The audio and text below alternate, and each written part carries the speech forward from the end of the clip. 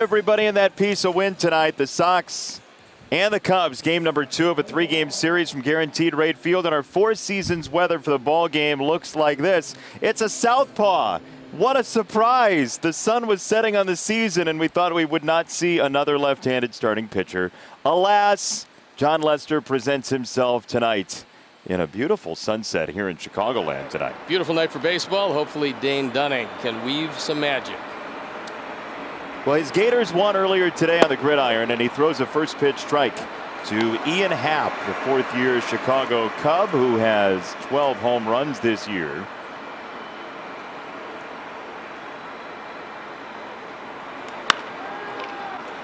Shift is on. Ground ball to Tim. One gone first inning. Our Insure starting lineup. Insure on the spot. Get your free auto insurance quote in just 2 minutes at insureonthespot.com. Slugging against right-handed pitchers, which Dane Dunning is. Happ is a good guy to bypass. Then Rizzo and Contreras. Hayward's had a very nice season. Bryant Schwarber, Baez, Kipnis, and Caratini DHing, batting ninth. Dane Dunning on for his 7th start. He's 2-0. His ERA in the low 3s. You look at some pretty impressive numbers for a young pitcher just coming back from surgery. Right-handers hitting just 115. For Roman, that's what he's going to do. 38% sinker. He's a sinker slider pitcher. Stoney, you think back to his last start against Cleveland. He gave up 6 hits, but 3 of those were to the first 3 batters. He gave up 4 runs. 3 of those came on 1 swing from Jose Ramirez. Yeah, I think he's going to have a better night because the last time out, he just didn't have the good rhythm. He was throwing strikes, but he wasn't throwing in the good spots. I anticipate he's going to bounce back and have a big night here tonight.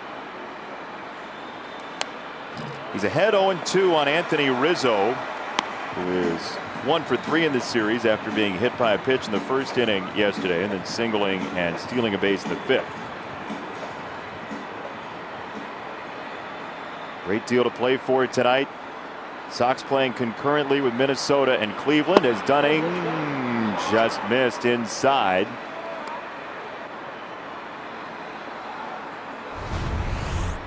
Rizzo has problems there. He also gets hit a lot because a lot of people throw inside because he stands right on top of the plate. And with 2 strikes, he always shortens up. 2 balls, 2 strikes on Anthony Rizzo as the Cubs come into this ball game in first place in the NL Central and a chance to clinch tonight. They are 27th in baseball in batting average, though, so far for the year. They've had some pretty good starting pitching, especially with their big 2. Madrigal off a short hop on the grass. Controls out number 2. Let's take a look at our UI Health defense, and this is how Joe McEwing is going to line him up as Ricky Renteria is suspended. It's Engel, Robert, Mazzari in the outfield with Moncada, Anderson, Madrigal, and Abreu in the infield. James McCann's got the plate. Dane Dunning on the hill, and quickly 2 up, 2 down. Super Joe managing today with Ricky Renteria suspended for 1 game. Jimmy Cordero suspended for 3 games, but the Sox hope is that will be a regular season suspension and it would not carry over into the playoffs. For the hit by pitch of this man, Wilson Contreras, who bats with 2 out and nobody on. Hit by pitch leaders in Major League Baseball. The Cubs have 2 of the top 5. As does Oakland, and that's the team that right now, if the playoffs started today, the Sox would play them. Angel Hernandez says strike 1, 1 ball, 1 strike. That Oakland team has lost game 1 of its doubleheaders, so now Minnesota and Oakland are tied for that number 2 spot. Oakland would have the tiebreaker over the Twins, but 5-1 Seattle on a 4-run 8th in that first game. Pirates have scored a run. They're up 1-0 on Cleveland in the first. Go Buccos. You're like 1 step away from having a Go Buccos foam finger here in the booth. I absolutely have become a big Pirate fan. And the Pirates and Reds, actually, my 2 favorite National League teams. Is that right? Yeah, for this series. On the ground at third. 3 straight ground balls for Dane Dunning. Moncada does indeed get the out. Abreu was waiting for the call. Will Little knows drama. Sox will bat next. Errant throw and a good tag.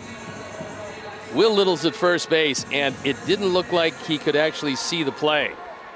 I'm wondering if Angel Hernandez just gave him the nod that he did indeed see the tag, because you see Will Little as he moves out, tags on the shoulder, and looks to me like he's looking, number one, to see if he held the baseball, but number two, he's looking at Angel Hernandez, who I believe said yes, indeed, he got him. That was really good teamwork by that crew, because in fact Abreu did have the glove on the shoulder area to get the final out of that first inning for the Sox and Dane Dunning. That's why you have 4 umpires. If they work together as a team, you have to shift as a team. Sometimes on relay throws you have to rotate, and the umpires that do it well, they work 4 as one. So now John Lester, left-handed starter against the Sox for the first time in 3 weeks. Chris Bubich of the Kansas City Royals was the last lefty starter the Sox have faced in this season, and the Sox trying to stay unbeaten against left-handed starting pitching. 18 straight starts for right-handed pitchers against the Sox. We talked about it last night. The same thing holds true tonight. You got to jump on him early. Fouled away, 1 ball, 1 strike. Our Insure on the Spot starting lineup. Get your free auto insurance quote in just 2 minutes at insureonthespot.com. Tim slugging against lefties. Look at that gargantuan number. Abreu, McCann, some big stats there.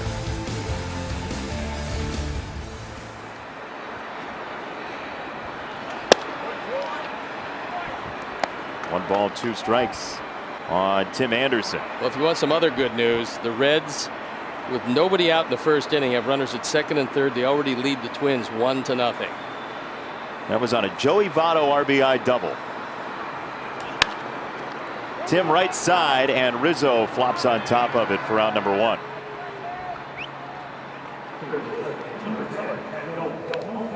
For Roman, we'll take a look at the key matchups. Edwin Encarnacion has seen him a lot, 51 times at 3 home runs. Jose Abreu, a couple of home runs. He's done a little bit better than Edwin. And Luis Robert has seen him twice. Once went out of the ballpark. On for his 12th start, he's 3-2, ERA of 4.40. You look at the rest of the numbers, he's not going to strike out a lot of people these days. Right-handers have hurt him to the tune of 263. So the combination seems to play out, but you never know what's going to happen at a baseball game. The Sox, though, come in feeling stronger just in general, getting to face a left-handed starter. And I love the fact that Tim now is starting to hit the ball hard to the right side, because that's going to bring him back. Strike, bottom of the zone, 1 ball, 1 strike on Yoan Moncada. We saw in batting practice today that the ballpark is very lively. You get a fly ball up to left or left center, and it's out of here. Yeah, windy day, rather warm for a September the 26th. See that wind that's blowing out toward left center field. Now the wind does swirl here, but the ball was just flying early. Baez, little double clutch, and he gets it there for out number 2. Let's take a look at our defense, brought to you by UI Health, and this is how David Ross is going to put them out there with Schwarber, Happen, Hayward in the outfield. Bryant back in the lineup. Baez, Kipnis, and Rizzo in the infield. Contreras behind the plate, and John Lester on the hill. Lester's really had to change the way he works these days. More soft stuff, more change-ups. He used to really employ quite a bit the backdoor cutter when he had to. He always had excellent control, and he is a very good big game pitcher. 5-time All-Star, 1-time NLCS MVP, 3-time World Series pitcher John Lester.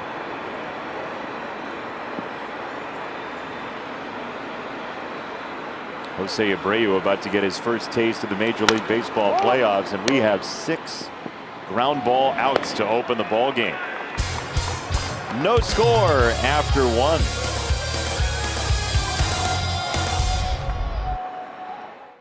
That slider as he'll face 2 lefties and a righty sandwiched in between in the 2nd inning. What do you like about Dane Dunning, Stoney, 6 starts in? Well, number one, I like that everything he throws moves. That's pretty good. I like the fact that he can throw inside to left-handers. That first apparently two-seam fastball ran away from Hayward. It's a good place to throw him. You keep it low and away, he's probably going to ground to the right side. The breaking ball he spun in there, 0-2. Dunning, when he's right, is going to throw a lot of strikes, and when he does miss, he's going to miss just off the plate. I think he's got a really good feel for pitching. I think what's going to happen next year when he comes back, because I don't think he's as strong as he's going to be. I think next year he's going to be a lot stronger. I think he's going to gain a couple miles on velocity, and then you're going to see that sinker really explode. Check swing and a slider. He did not go. 1-2. Hayward's had a good year for them. Held up. He did indeed. Dane Dunning's last year at Florida, 12 walks, 88 strikeouts. Got a good feel for the zone. Now we're going to see a changeup, see how Hayward reacts. He took 2 balls, 2 strikes. The Cub dugout has been, I would say, either the loudest dugout of the year or second to Minnesota in terms of just energy and vitality, especially at the end of the season. Well, look, they know their magic number is 1, and they can feel it. 3 balls, 2 strikes. A loud roar comes from the first base side on a ball in the dirt. It's going to be a fun last couple games of this series. The Cubs have a ton of energy. The Sox need to bounce back pretty badly. Just a little sinker away here, and you can get him. Called strike 3. Hayward disagrees. David Ross not too happy with Angel.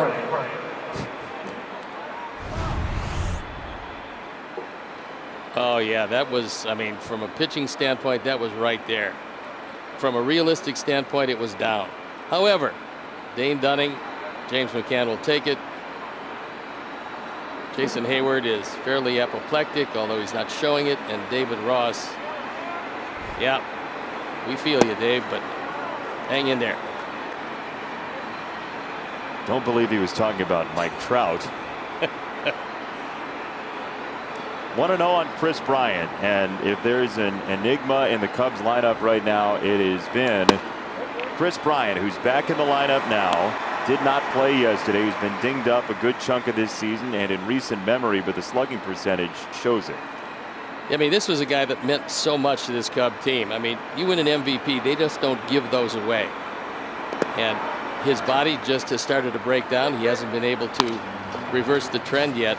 He did get hit in the head, and some hitters, you never know how they come back from that. He says he came back and that was fine, just the rest of his body betraying him. But he's been a very consequential player for the Cubs. Most recently, it's been the oblique injury as he goes right hand side and has a 1-out single. So Bryant is on for Schwarber.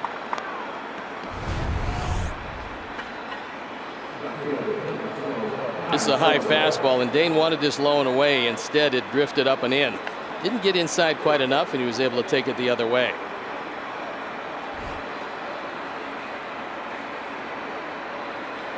First base runner of the ball game is Chris Bryant with his first hit in 6 days.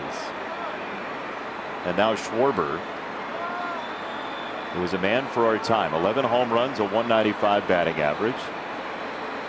On base percentage only .307, but he does hit the ball out of the park, and if you make mistakes on him, he can hit it a long way.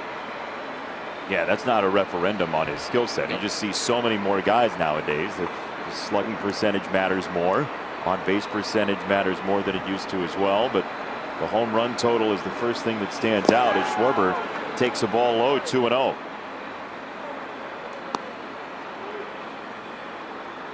Look, he's got a good hole in his swing, but it is inside and it's above the waist. But to go there, you have to be ahead, because if you go there and you're not ahead, he's just going to take it. That's the put away pitch. That's where you try to get him.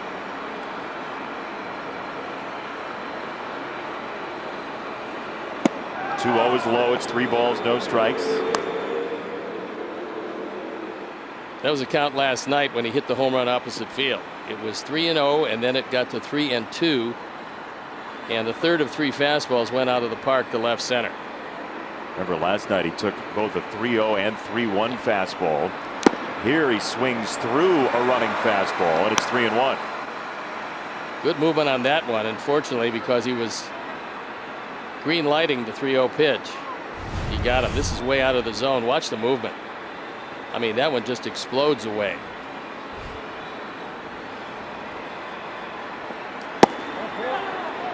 Ball 4 close, didn't get it. Your 2020 Chicago White Sox are presented by Guaranteed Rate, your trusted teammate throughout the mortgage process. Experience the difference today at rate.com.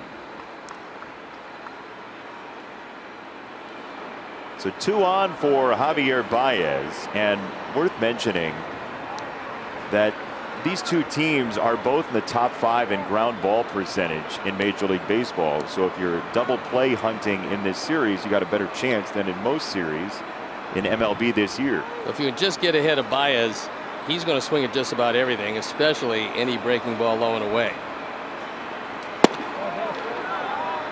Getting ahead is going to be the key.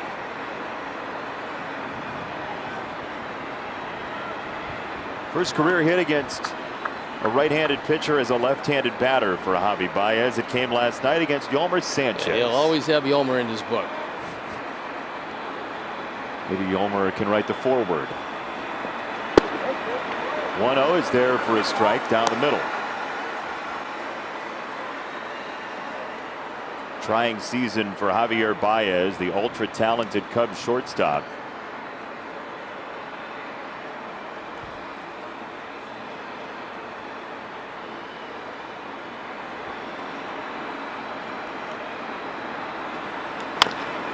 Back to Dunning. He spins it to second. Madrigal a bit of a reach, and this one gets away.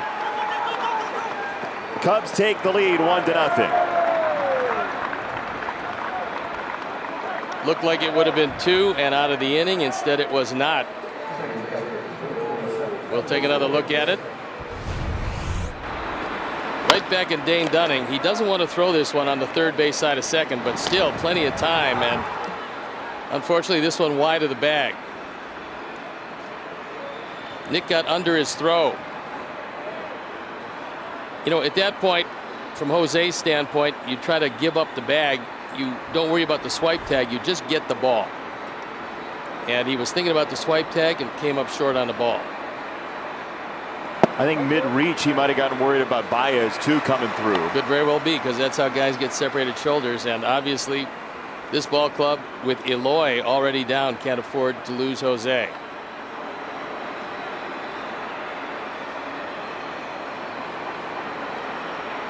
The first run comes home on the error.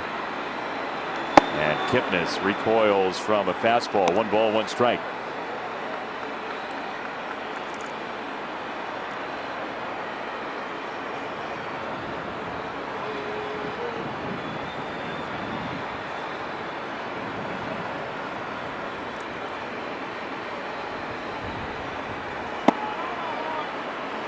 A little bit upstairs. 2 balls and a strike on Kipnis, who was 0 for 3 last night. Former Cleveland Indian Jason Kipnis, his ex-team trailing 1-0 in the second inning. Pirates with the lead there. A Sox win tonight and a Twins and Indians loss would put the Sox in the lead in the AL Central once again. So, I mean, the margin is razor thin right now.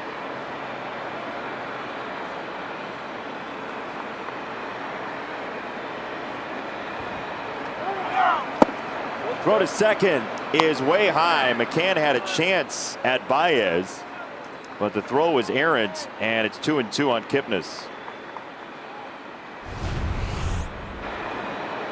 He doesn't get a great start, and he's got a chance. It takes a perfect throw to get him, and of course this one is well off the line.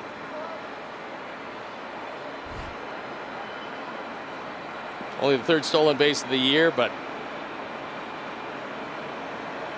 you have to love aggressive baseball. Especially when you won big last night. Dunning a look at second, and this ball hit in the air to right field. Mazzara is back at the warning track to make the catch for out number 3. Cubs take the lead 1-0. Could have been more.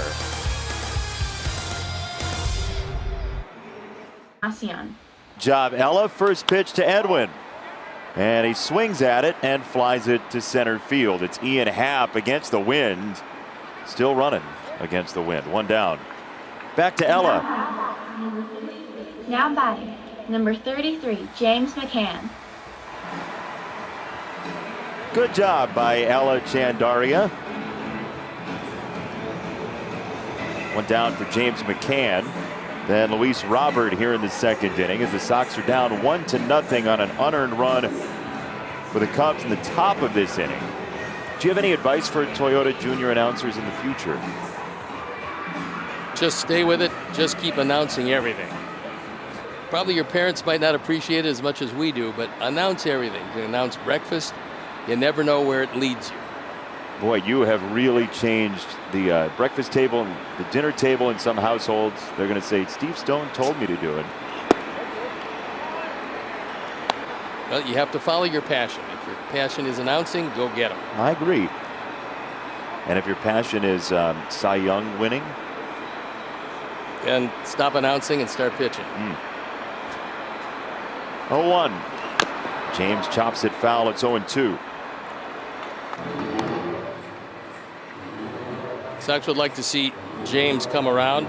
John Lester this year, it's an abnormal split. On the road 3-0 with a 1.89 ERA. At home, he can't really do much of anything. Giving up 10 home runs all at home. Yikes.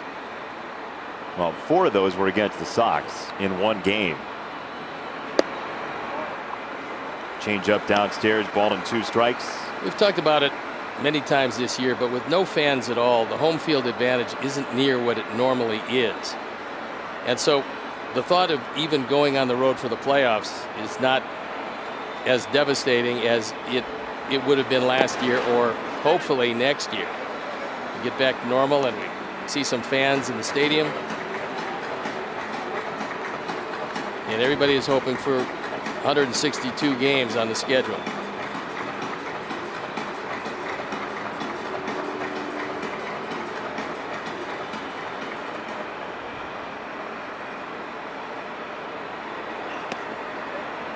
Three balls, 2 strikes. Sox are scheduled to open on the West Coast next year.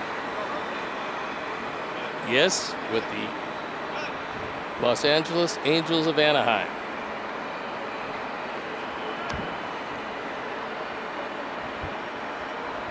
Get to see some pretty good players right off the bat. Yeah, I miss seeing the whole league, yep, if we're being honest. 3-2. McCann hits it skyward, right center field, toward the alleyway it goes, and it's gone! Tie ball game. James McCann goes deep.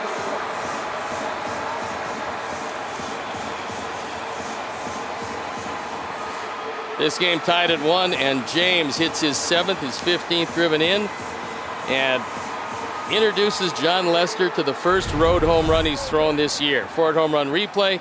This is out away from him. It's a fastball, and this is a thigh-high fastball. James just reaches out and hits it far enough. We told you it's going to be lively. You throw fly balls tonight, you got a big problem. That was a fly ball, and got a brand new game.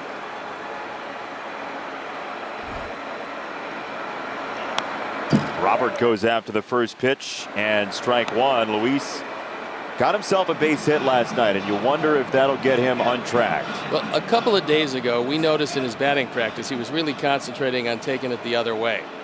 And last night he hit the ball hard by Rizzo. Hopefully that'll be one of the keys. The Sox, if they are going to go deep in the playoffs, they need a few of the guys that are really struggling right now to just start to do what they did earlier in the season. You really don't need an infusion of talent. You just have to have those guys that have had a bad 2 or 3 weeks to come back and start doing what they did all year previous to those weeks. And Luis is one of those guys. He helps you so much with the glove, and you know he's got a consequential bat.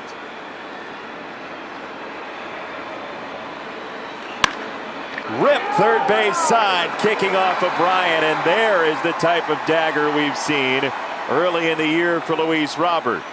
Well, in Cleveland, we watched that batting practice. Watched it with a great deal of interest because finally he wasn't worried about pulling everything. Finally, he was hitting it the other way. So now his stroke is a little better. He drills this by Bryant. I mean, this is a one-hop rocket. He has really no chance to stop it.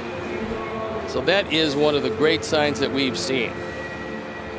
107.5 off the bat. That's pretty much what we're used to as far as exit velocity from him.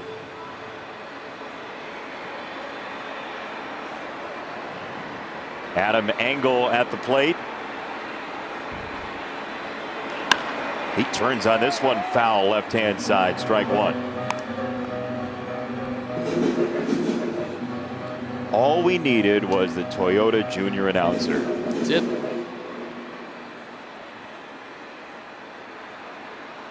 And maybe a lefty starter. That helps also. And this chair. That's all I need. One strike. Called strike two. That was a pretty good pitch. Low and away, and it did have the strike zone.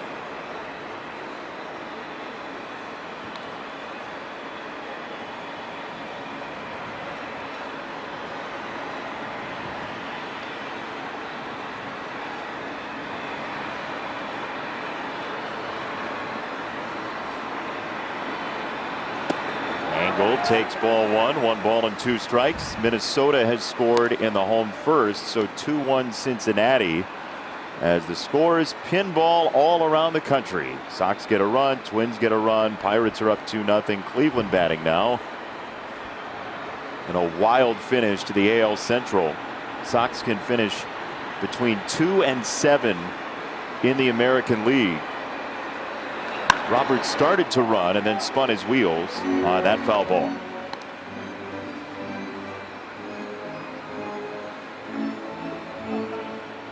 Adam has fouled a few off down the line, and that has taken Bryant maybe a step closer to the line. He's now back very deep at third. Couple steps off the bag.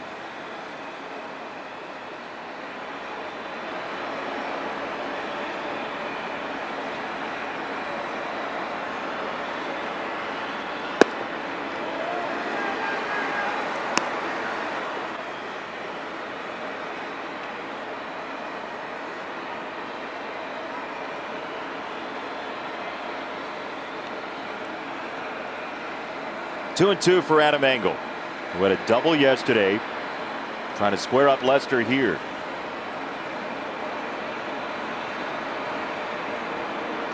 Adam takes ball three, counts full. Well, this is the time to get a good jump at first base and take off. You never know, you hit one in the gap, score a run on it. Darryl Boston looking over at Nick Capra.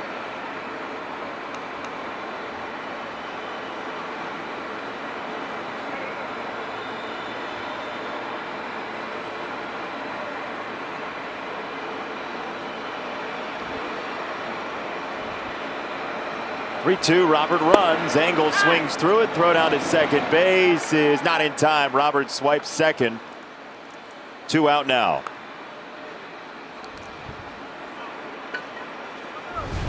Contreras not happy with his throw. This looks like a changeup. He had Adam out in front. And it's a good pick by Kipnis. However, he's got to come up with it. And in coming up with it, he can't get the tag down in time. So Nick Lentz right on the call. He's looking straight at it, and it's the 9th stolen base of the year. That's a dimension that Luis gives to this lineup. And this is a very encouraging inning for him.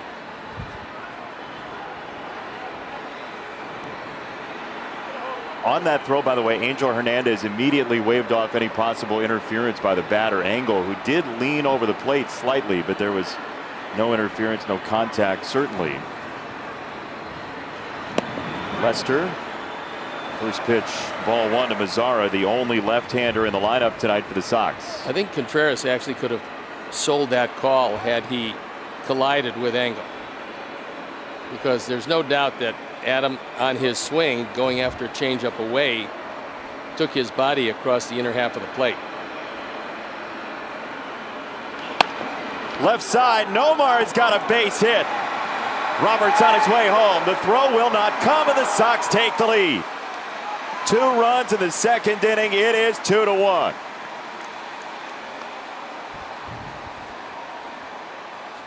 RBI number 14, and the last 3 runs driven in by Nomar, they've all come opposite way. They keep on shifting on him. He keeps on going at straightaway shortstop. There is nobody home at straightaway shortstop. You see where Bryant is. Baez up the middle, and Luis scores easily. So the stolen base comes in very handy, and the Sox take the lead.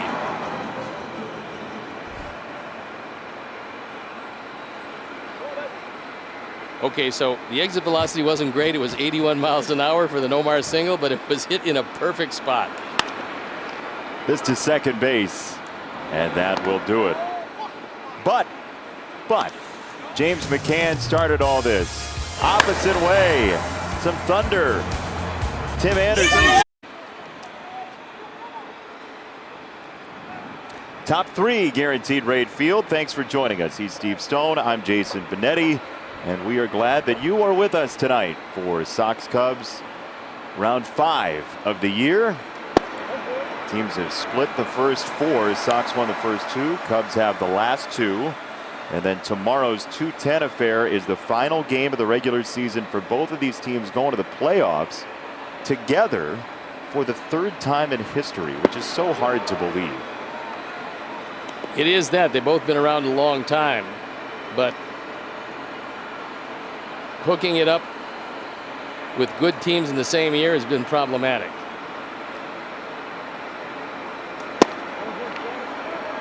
Called inside, 2 balls and a strike. That was a pretty close pitch. It's essential that Dane get the low pitch, and that one could certainly have made a case for it. It went Caratini's way.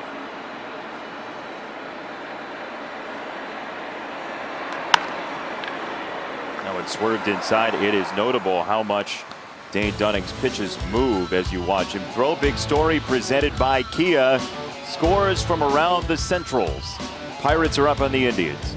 Reds are up on the Twins. If those scores hold and the Sox maintain their lead, the Sox would be the top of the 3 seeds in the American League Central.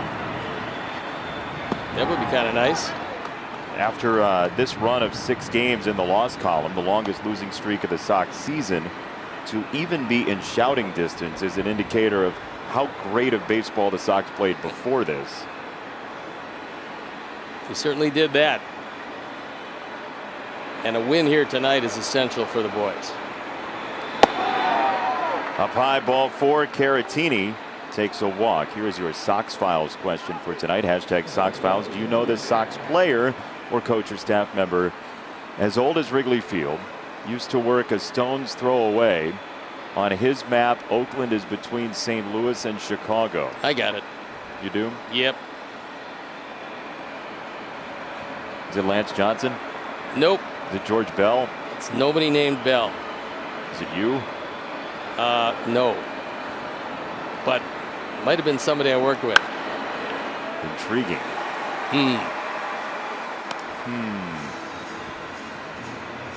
Oh, I know. There you go. It's George Bell. We can't spill all the beans, though. No. That's your job. You've decided not to today, so we won't spill the beans together.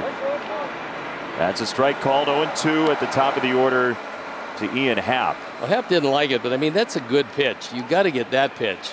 Half the ball had the inside corner. Plus, it was moving back in toward the plate.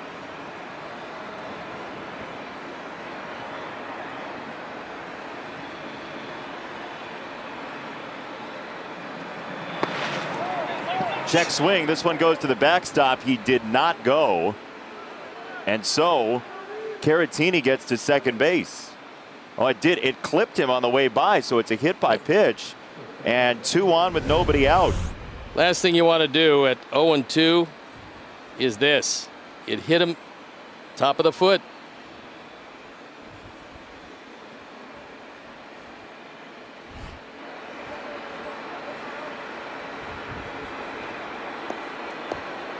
So 2 on, nobody out for Rizzo.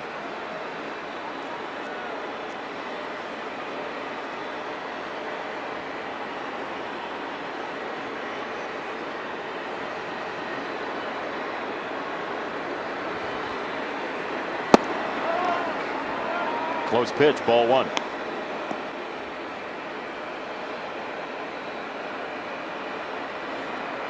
Sox in that series in Cleveland really struggled to put together shutdown innings. The offense would score, the Indians scored that very same inning. It happened both innings. The team scored in the series finale.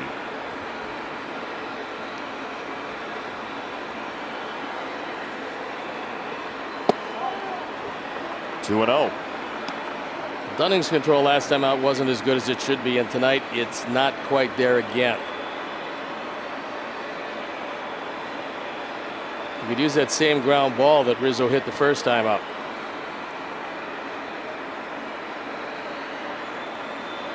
That was 4-3. Madrigal playing closer in, thinking double play now on this at bat. 3 balls, no strikes.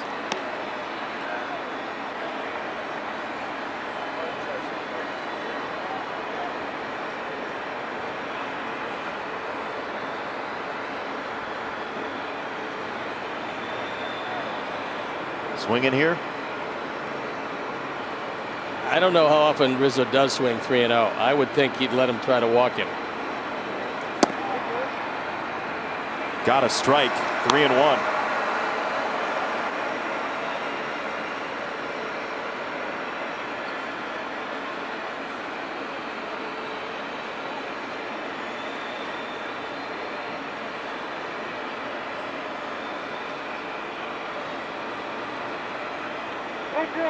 Time called before the pitch. By the way, we should mention Jimmy Cordero is appealing his suspension, so Jimmy is available tonight out of the Sox bullpen.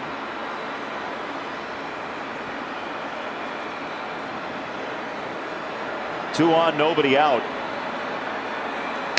Fouled back 3-2. He went fastball. Now he's going to be choking up just looking for some contact. Contreras in the on deck circle. He also grounded out the first time up. Once again, a whole lot of work for Dane Dunning. Got nobody out here in the third. This is a 49th pitch.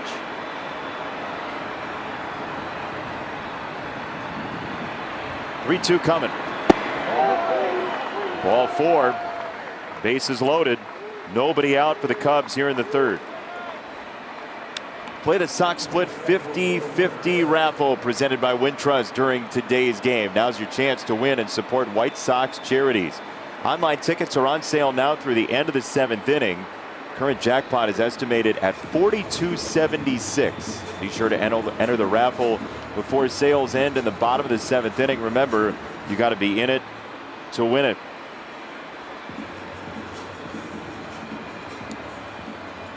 Don Cooper out to the mound to talk to Dunning and the infield and his catcher McCann. I think this is really a struggle for Dane. You're talking about a guy that's just coming back from surgery. I don't think the arm is near as strong as it will be when he has a whole offseason to rest it, work it out. That wasn't the case this year.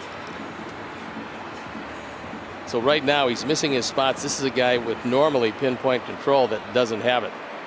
And Don Cooper is exchanging pleasantries with Angel Hernandez.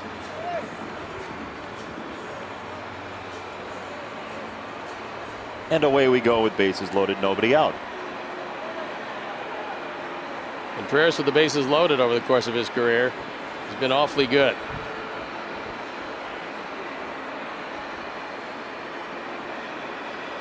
Sox have seen enough of Contreras with the bases loaded. Time called.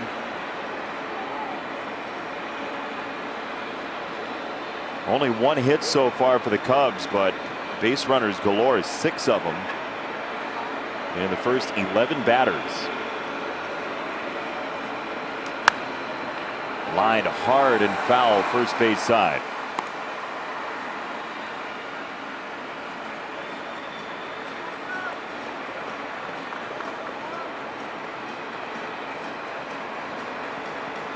Caratini at third, Happ at second, Rizzo at first. A walk, a hit by pitch, and a walk.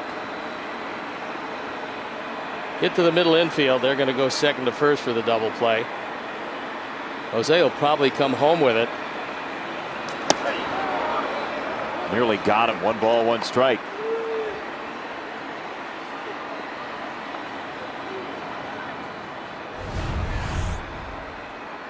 Contreras was looking away, and that's why he almost got hit with this.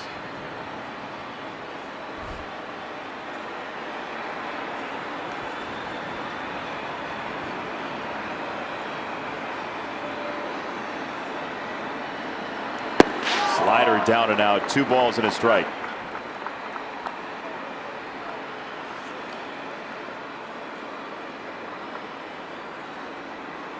Well, this is a battle for Dane Dunning because he never takes this long between pitches. And it's hard to get any rhythm going when you don't have anything rhythmic.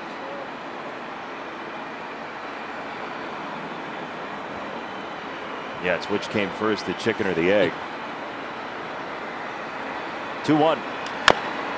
Big chopper, first base. Abreu can't find it, and it sits on the infield, and the Cubs get a run with no out. Now they're going to call maybe interference here. They're going to say dead ball. It hit Rizzo on the way by, evidently. It clipped Anthony Rizzo on the way through. So watch again. Abreu goes up for it, and after it leaves Jose's area, it clips Anthony Rizzo. This will be interesting because it hit Jose's glove before it hits Rizzo. And Jose points to him and says it did hit him. And so it's officially a dead ball and 1 out. So that's pretty good. Rarely do you see a ball bypass an infielder and then clip the runner. Rizzo was ducking out of the way. He was looking for the off ramp.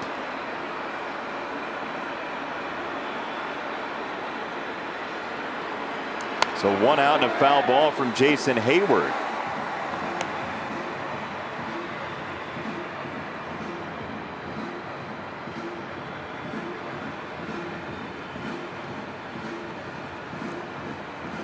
What a wild play that was. You can get out of everything here with ground ball in the infield. Contreras does get a single on it.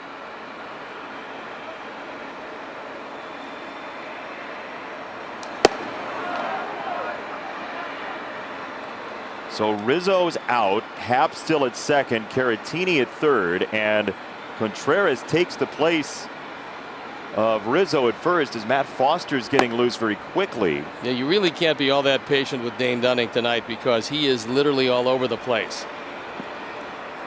That's why Foster is loosening rapidly.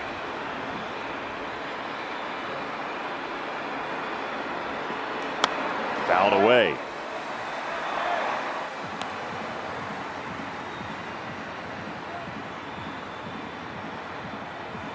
Well, the Sox have an opening here because the Pirates are up 5-0 on Cleveland in the third. Obviously, there's a bases loaded jam to deal with in this circumstance, but if you're scoreboard watching and you enjoy it like we all do, watching baseball down to the wire, there's your Pirates lead tonight.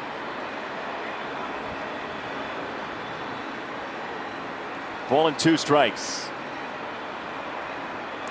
Hayward lays off.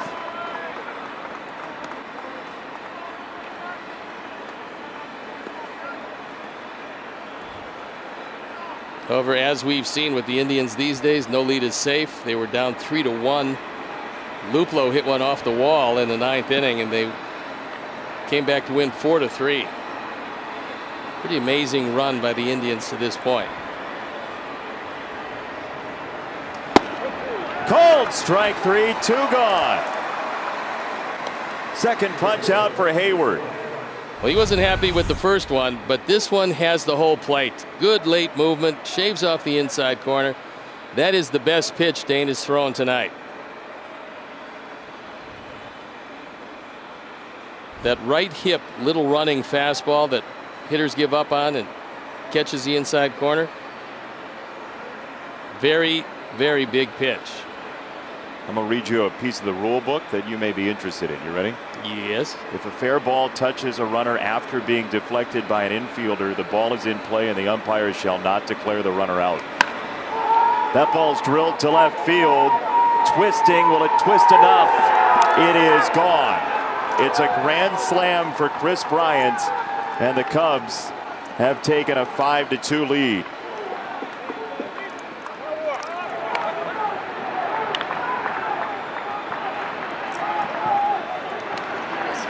This is the third home run of the year. He had 5 runs batted in and 4 more with this swing. It's a hanging slider. 4th home run replay, and the only question is, would it go foul? The answer was no. The reason when I looked at that replay and told you about it hitting Abreu's glove, that was a blown call by this umpiring crew. First home run since August 12th, 5th career grand slam. Yeah, that was a miss. Yes. So ball 1 to Schwarber. 5-2, the Cubs with the lead.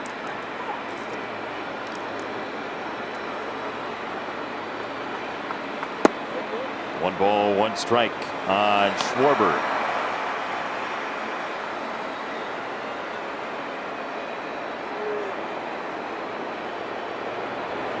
The mood has changed once again in the dugouts in this series.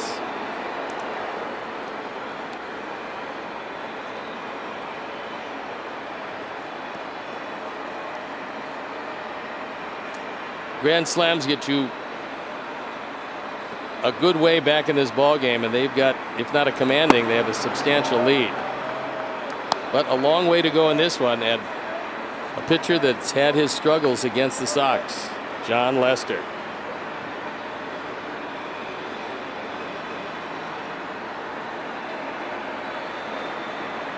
(3-1) to first. Jose is there, and that retires the side, but the Cubs put up the 4 on Bryant's grand slam. It's a 5-2 ball game. Bottom 3, top of the order next. Bottom 3 at Guaranteed Rate Field. It is 5-2. The Cubs with the lead over the Sox, and Anderson, Moncada, and Abreu coming up against John Lester. And we'll see what the Sox have second time through against Lester. First pitch called strike to TA.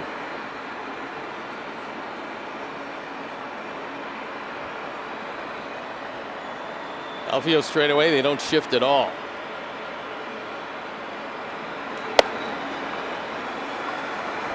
Jason Kipnis is playing pretty much up the middle. They're giving him a lot of the right side.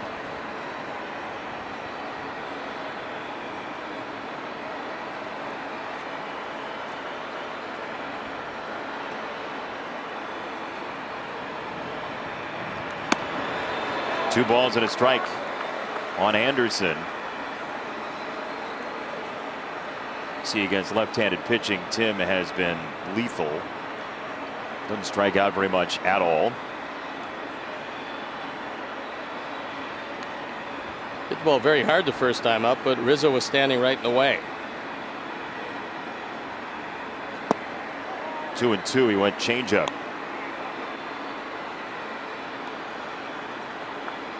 That's a pitch he used to strike out Engel last inning.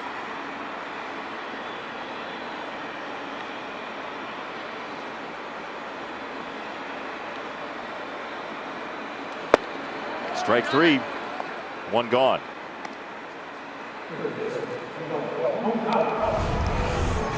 Tim looks like he's pressing a bit because he's starting to swing at a lot of pitches out of the strike zone. He got 1 strike in that at bat and swung at 2 out of the zone.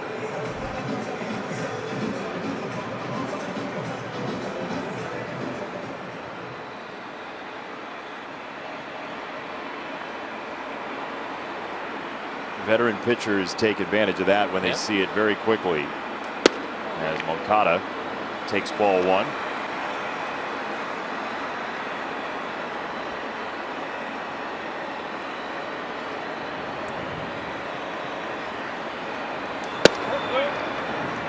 Ball to strike, 1-1.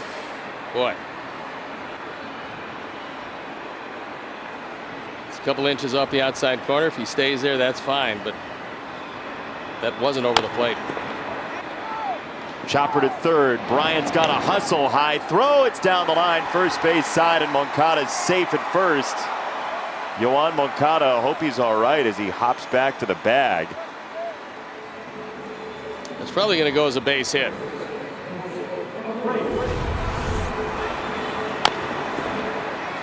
Yoan running hard down the line, and a bare hand pick and throw in the same motion, but Rizzo cannot corral it. Good effort. It goes as a base hit. Would have had to be a perfect play from Bryant to third. And they're going to check on Moncada. That's his first non-triple since September 13th. His last 3 hits were triples, and now the White Sox athletic training staff and Joe McEwing going out to take a look at Moncada.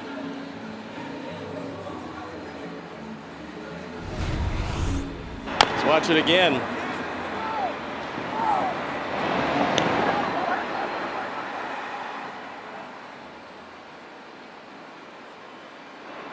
You see any awkward step there? I didn't. He didn't take any.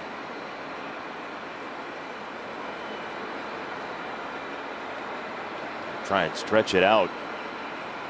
Hopefully just a cramp.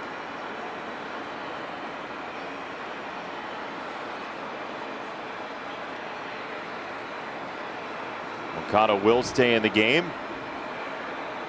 Smile's a good sign.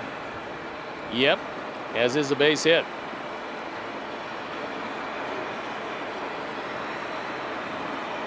So Lester's going to throw a warm-up or 2 or 3. Just one. Super Joe back into the dugout.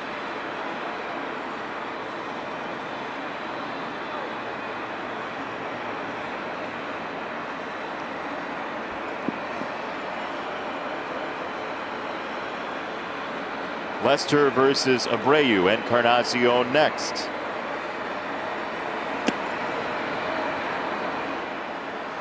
Jose in that series at Wrigley Field was 7 for 12, 6 home runs, 9 runs driven in, 2 walks, no strikeouts.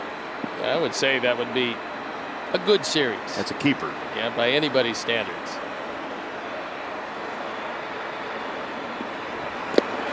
Two balls, no strikes. Lester looks rather disinterested in throwing a fastball to Jose. Can understand that. Most home runs at Wrigley Field this year. Happ is number 1. Jose is 2. That's amazing. In 3 games, yeah, I should say.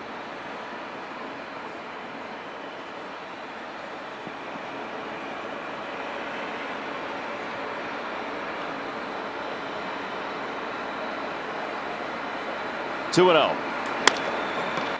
Left-hand side, Baez gets 1 at second. The pass to first is high again, and it ricochets into the dugout. So Abreu's going to get second base, and Anthony Rizzo needs a stepladder for the 3rd inning only.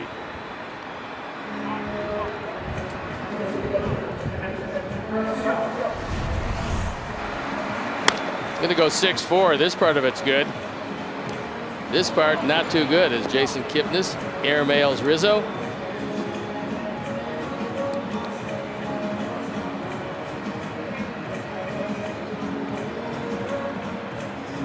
So there's a runner in scoring position for Edwin Encarnacion.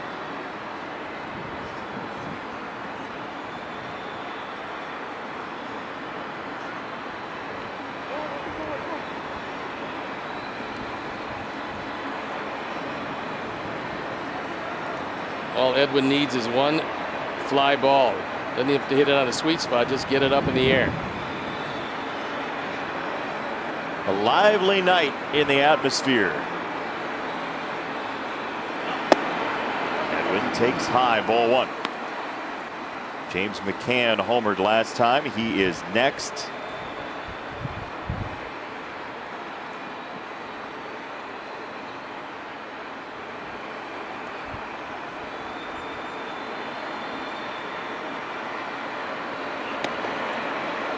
Edwin takes ball 2.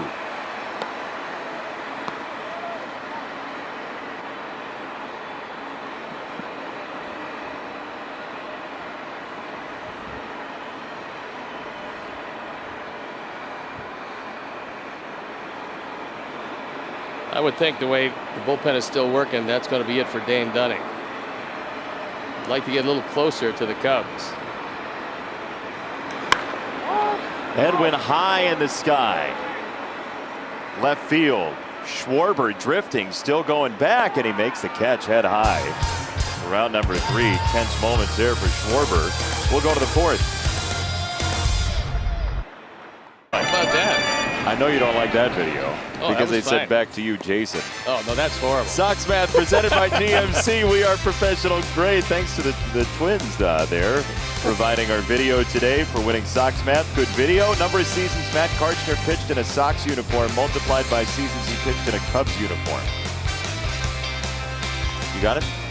Oh, yeah. You got a new pitcher? Yeah, new pitcher. We got Matt Foster coming out for the 22nd time. It's been a great rookie year for him. You look at the numbers, and he's got to eat up some innings and allow the offense to try to come back. Down 3 runs. Dane Dunning, not a good night. 3 innings, 5 runs on 3 hits, 3 walks, which is the oddity, and a couple of strikeouts. Sox will have to come back tonight, and the bullpen will have to soak up 6 innings. Foster against Baez first.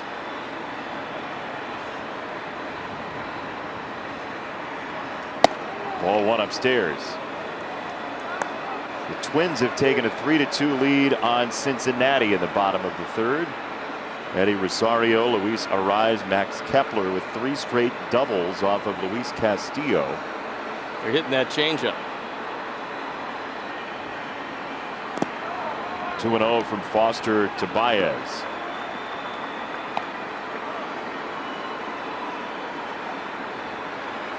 Twins can actually clinch the AL Central tonight. If the Twins win and the Sox and Indians both lose, the Twins would win the Central.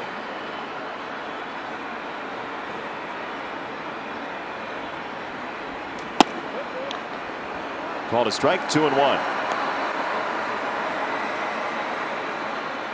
3 straight takes for Javi Baez to start the sequence.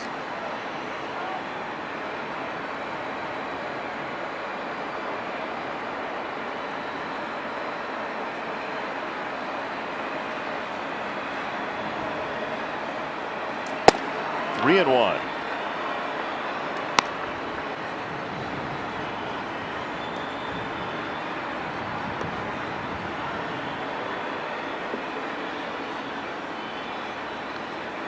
Warm wind billowing through guaranteed rate field.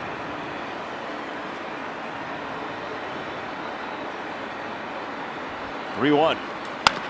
Back to Foster, who knocks it down. Baez is out. Follow our Sox insider Adam Hogue at NBCSportsChicago.com, presented by nationwide agent Jeff Vukovich. Get to enjoy knowing the Vuk as much as you do the jingle at JeffVuk.com. Because nationwide is on your side.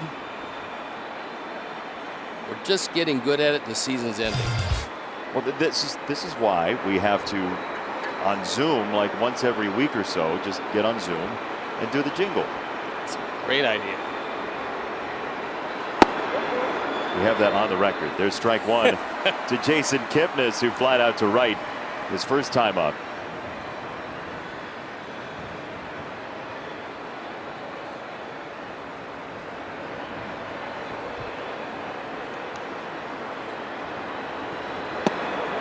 Change up, a little bit off the plate. 1 ball, 1 strike.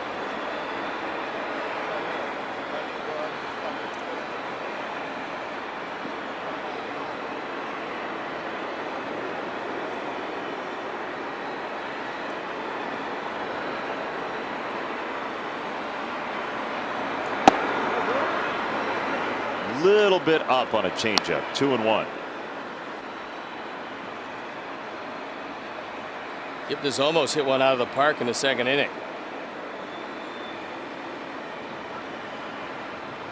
Long fly ball, warning track and right.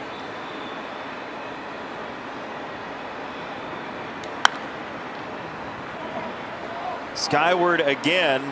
Tim against the wind, and he's there to make the catch for round number 2. Many of you had the correct answer to Sox Files, hashtag Sox Files, and it is Carry. Care to explain you're the three clues there? Well, everybody thinks he was just with the Cardinals and then came to the White Sox. It wasn't the case. He had a year with Oakland in between. Figured he was a Midwest guy. Came back here with the White Sox, later going to the Cubs. And a long and storied career. A lot of storied. A lot of storied is right. Your favorite Harry Carey story that goes under the radar? Let's see. Let me work on it. Okay. Sift out the ones I can't possibly tell on television, and we'll come up with something. Sounds like quite the process you're going through over there. 0-1 to Caratini. To right, Mazzara back at the track, and he's there casually to make the catch. For out number 3. Steve will continue thinking. The Sox will swing it when we come back. 5th among lefties. That's also very good. 15th in strikeouts. 70 postseason innings are the most in franchise history. Those are wonderful numbers, and he's been a great late season big game pitcher. A great influence on a young team. As the Sox try to get to him here in the 4th inning with McCann, Robert, and Engel coming up. James takes strike 1, a curveball. He's not been throwing that curveball as much last couple of starts. No, he's going a lot of fastball change, and the curveball just sparingly.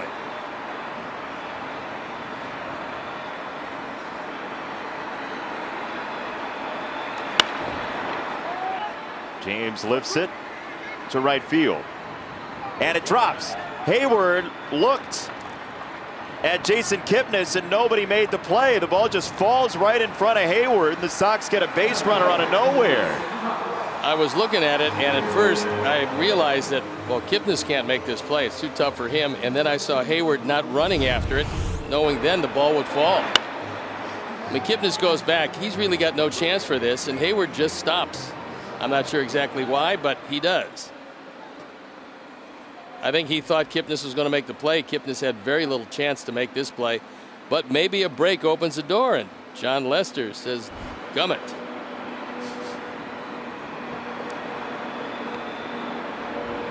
Somewhere around there. Here's Robert. Luis takes ball 1 low, a changeup. So the door creaks open. Again, it is a blustery night, sort of an odd feel, like an ominous wind is coming through the ballpark tonight. You know, it's an ill wind that doesn't blow somebody some good. Certainly not. Let's get a couple pitches up in the air. Ball and a strike on Robert.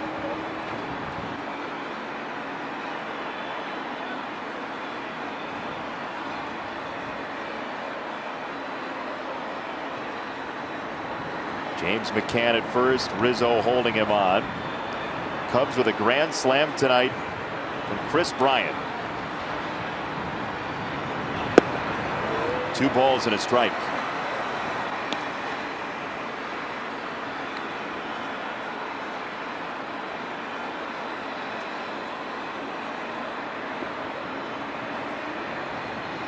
"36-year-old John Lester. Just fouled at third base, 2-2.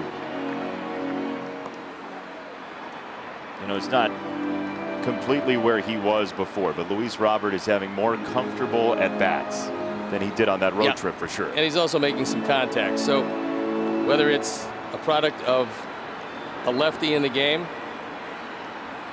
or Frank Medicino and him work something out, whatever the case is, if he goes back to the hitter he was, things are going to be a lot better for this offense. 2-2. Robert watches the whole way, a changeup low, 3-2. Because his rocket last night was against Hugh Jarvis, who wasn't giving up too much to anybody. So that was a good sign. Wind howling.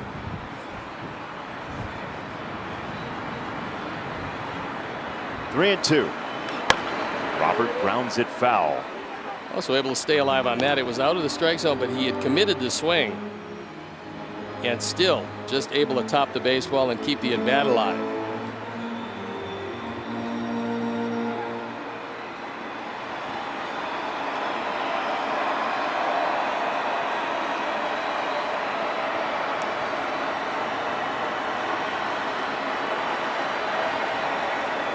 3 balls, 2 strikes.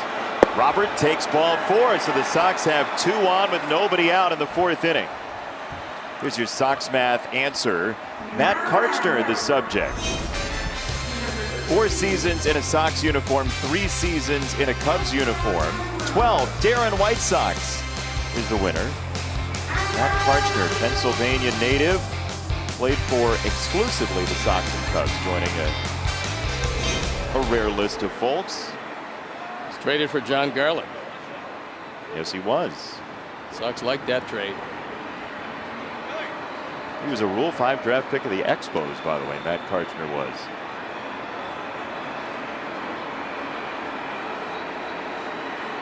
Rizzo, 2 on, nobody out. Rizzo thinks Engel's going to bunt. I don't think he's going to bunt. Brian thinks he's going to bunt. I mean, Rizzo's in on the grass at first. He's looking over in the dugout. I can't believe that they told him to get in the first place. Now they're telling him to move back. Yeah, not with the only lefty in the lineup on deck. Yeah, I just don't think Joe McEwing is going to pull out the bunt right here.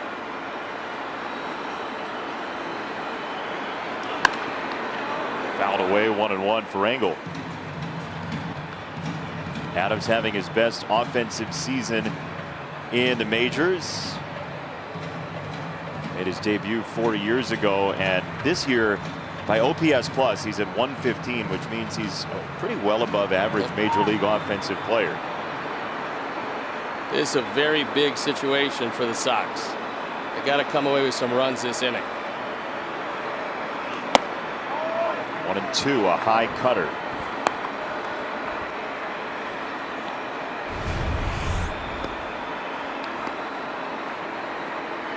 Up in the zone, and he got away with it. Go right back there. I think he'd probably like to throw him the changeup. See what Caratini wants.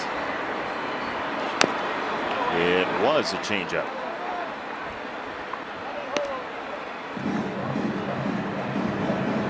Adam did a nice job of staying alive. That changeup was in a perfect spot, but he was able to keep the at-bat alive.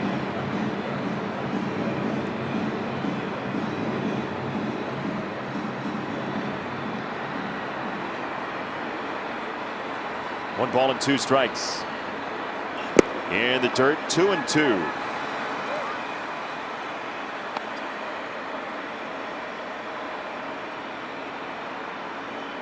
Nomar Mazara on deck. Nomar had an RBI single in the 2nd through the left-hand side.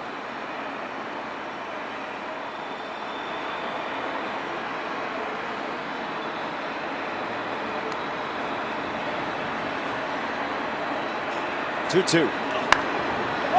Engel hits it high in the air to shortstop. Baez drifting, and he makes the catch for round number 1.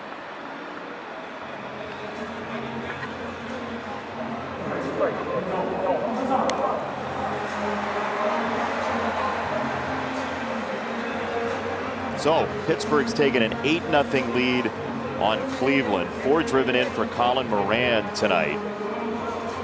Minnesota is leading 3-2 on Cincinnati. If these scores were to all hold, it would be the Twins clinching the division tonight. The only way the Sox stay alive if Minnesota wins, alive for the division title that is with a win tonight. So many moving parts, so many cogs, so many gears. The factory churns. And we'll see when this game is over who we're then ticketed to run into in the postseason. And then tomorrow we'll find out again. That'll be it. Mazara takes inside, a ball and no strikes.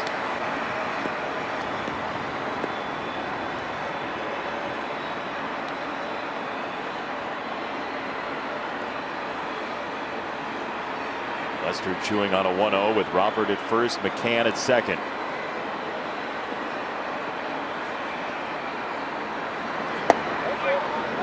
Called a strike.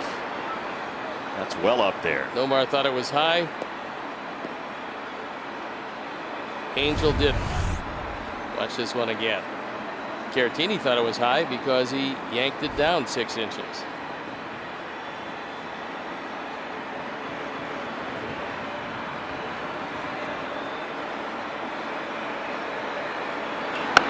left side foul, 1-2. Can Mitch Trubisky and company make it 3 in a row? Join Lance Briggs, Alex Brown, and Olin Kreutz, and the ever-ready host, David Kaplan, for the Football After Show presented by St. Xavier University immediately following the game against Atlanta. That's tomorrow on NBC Sports Chicago Plus.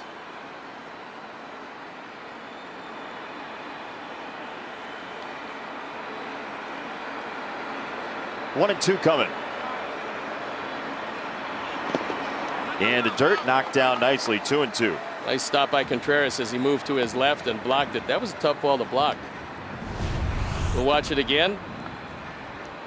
Contreras goes out. It hits in the middle of the chest protector. That's a really good way to play it, because after it kicked off the glove, it hits the chest protector, but his body's angled forward, doesn't go anywhere. No advancement.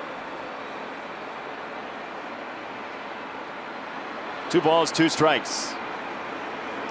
Mazzara takes in. It's 3-2 on Nomar Mazzara with Madrigal next. Nomar had a huge hit in Cleveland. He drove in a run last at bat. These late season bats are just critical.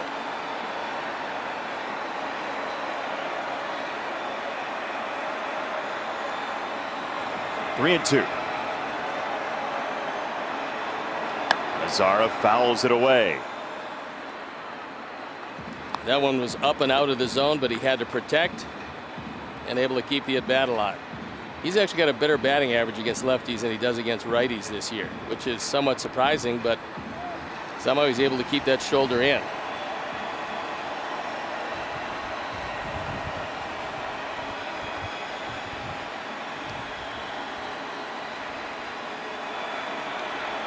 Another 3-2 coming from Lester. Mazzara takes ball 4.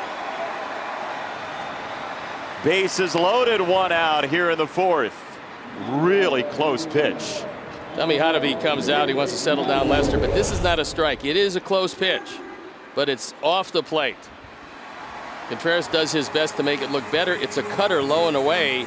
He brings it back, but that's too long to bring back, and Lester has walked the bases loaded. There is 1 out, but a key at bat for Madrigal.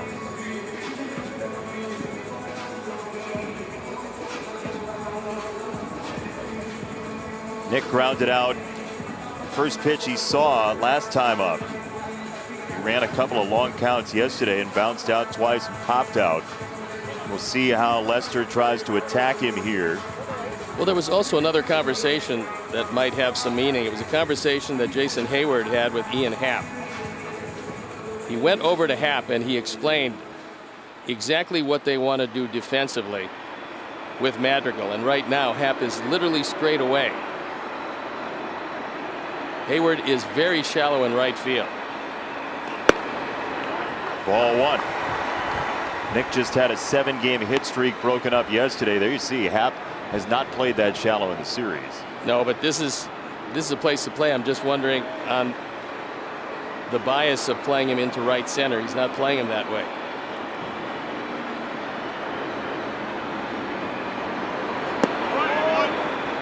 One ball, 1 strike.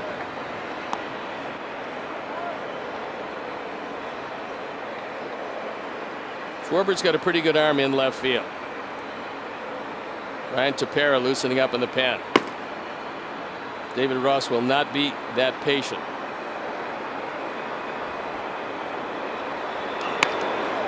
Slow grounder to shortstop. Baez bare hands, double clutches, safe. Nick beat it out, and indecision attacks the Cubs. Baez ends up down on the deck, and it's 5-3. Well, Javi Baez, for some reason, didn't come home with it. The Cubs are holding their breath. They can't afford to have Baez hurt. They're going to talk to him and find out exactly what happened. But first of all, it's a most unusual bare hand pickup. I mean, you're at straightaway shortstop. You're up by 3. You need to get an out one way or the other. We'll watch it again, and you're just not going to see this very much. He picks it up with a bare hand and then looks at home. You might as well just take the easy out at first. They're giving it to you. But he waits long enough where Nick Madrigal, and he turned his leg on that awkward throw to first. He wasn't set up for that. He was set up for a play at the plate, and he doesn't get Nick at first base. Another big break in this inning, and Lester can't believe it.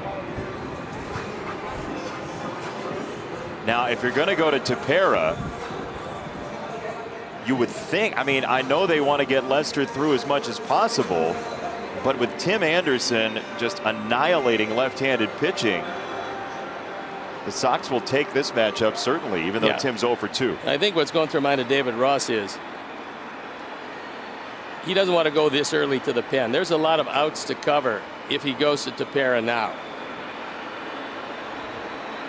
Just a 2-run ball game, and the Sox are clawing their way back into this, courtesy of a couple of walks, base hit by McCann that should have been played but wasn't. The Cubs have been very generous this inning, and the Sox want to take advantage of it.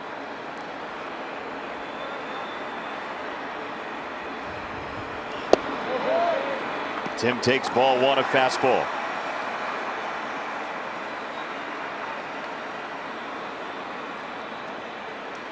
Base hit for Madrigal, give him the RBI single on the infield.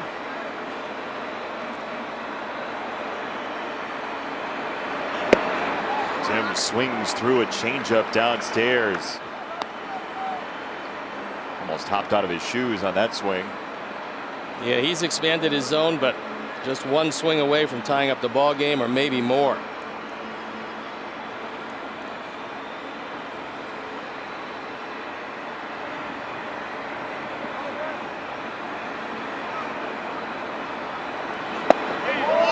In for a strike, a cutter to the edge of the zone, 1-2. The backdoor cutter's pretty good pitch.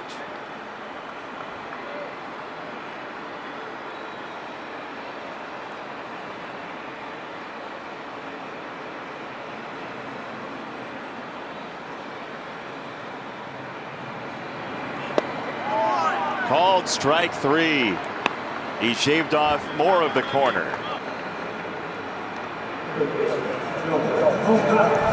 Wow. Ferris did a nice job of yanking it back in the zone. It is too close to take for Tim, and it also never had the plate. No. 2 out, Moncada.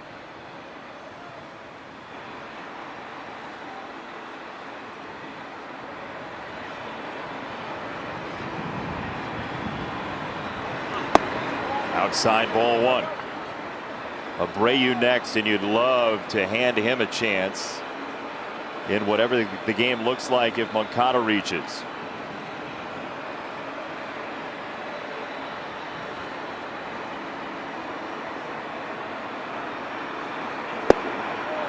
Two balls, no strikes. Line up a fastball here, see what happens. Well, that's why Contreras is going out there. He wants to make sure that they're on the same page. Wants to give him a chance to calm him down some. A lot of pitches, not even through 4 yet. But a golden opportunity for the Sox in this inning. Bases loaded for Yoan Moncada has been a bonanza, a gold rush.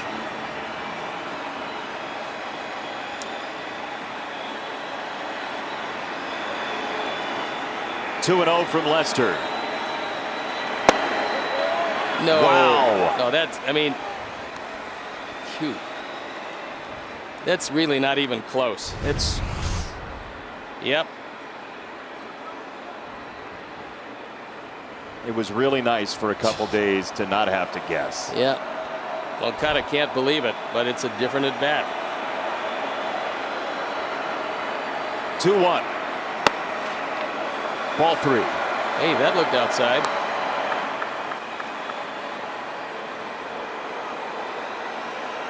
Yoan has 2 bases loaded walks on his ledger. And you'd love to see Abreu come up. 3 balls and a strike. Lester to Moncada. Inside, ball 4. Yoan takes a walk, and it's a 5-4 ball game. Third bases loaded walk, 22nd run driven in, and it brings the big man up, and it's going to drive Lester from the mound as David Ross can't be any more patient than this. That's the walk, finally, and it's a one-run game. So a disappointing outing for John Lester. He'll leave with the lead, not able to qualify for any type of win in this one, and will step out as John Lester does. Bank call to the pen, Lakeside Bank. It's about time. And Ryan Tepera comes on for the 21st time. His ERA a touch under 4. As you can see, the control hasn't been great. 12 walks in 20 and a third innings. He inherits the bases loaded. He inherits a one-run lead for the moment. And he inherits the wind. And Abreu. Wind and Abreu.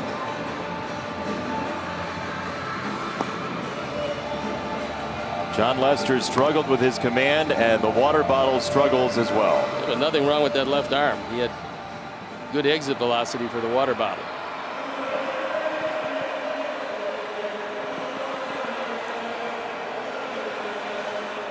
So Abreu against Tepera, who throws a lot of fastball versions. He's got a cutter that he throws a ton.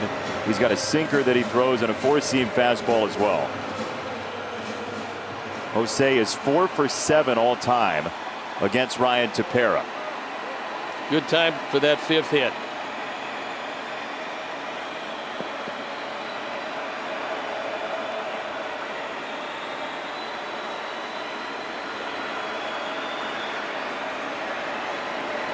Jose takes downstairs, ball 1.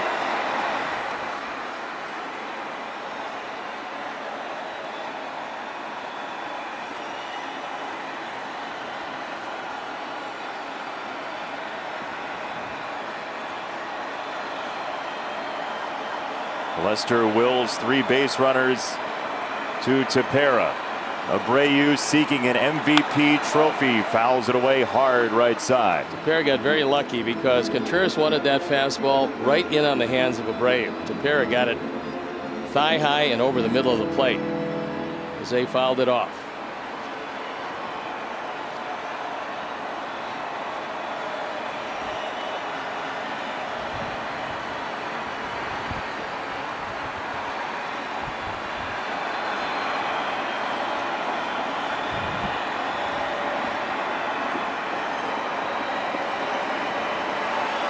One and one from Tepera.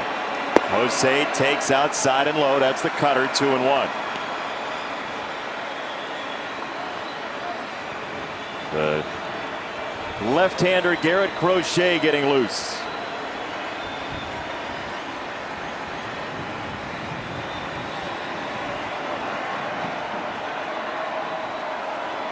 A lot of outs, as you said, to get for both bullpens tonight. There is that.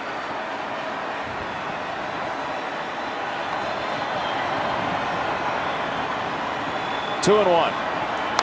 Jose sliced it foul. 2-2. Good pitch on the outside corner.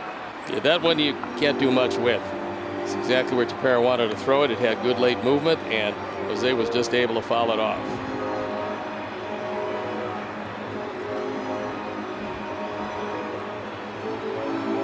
What are you throwing here? Well, Tepera's best pitch is his slider. To me, he's got to go with a slider. Maybe Jose can go to right field with it. Or just maybe he can hang it. So many options. Yeah.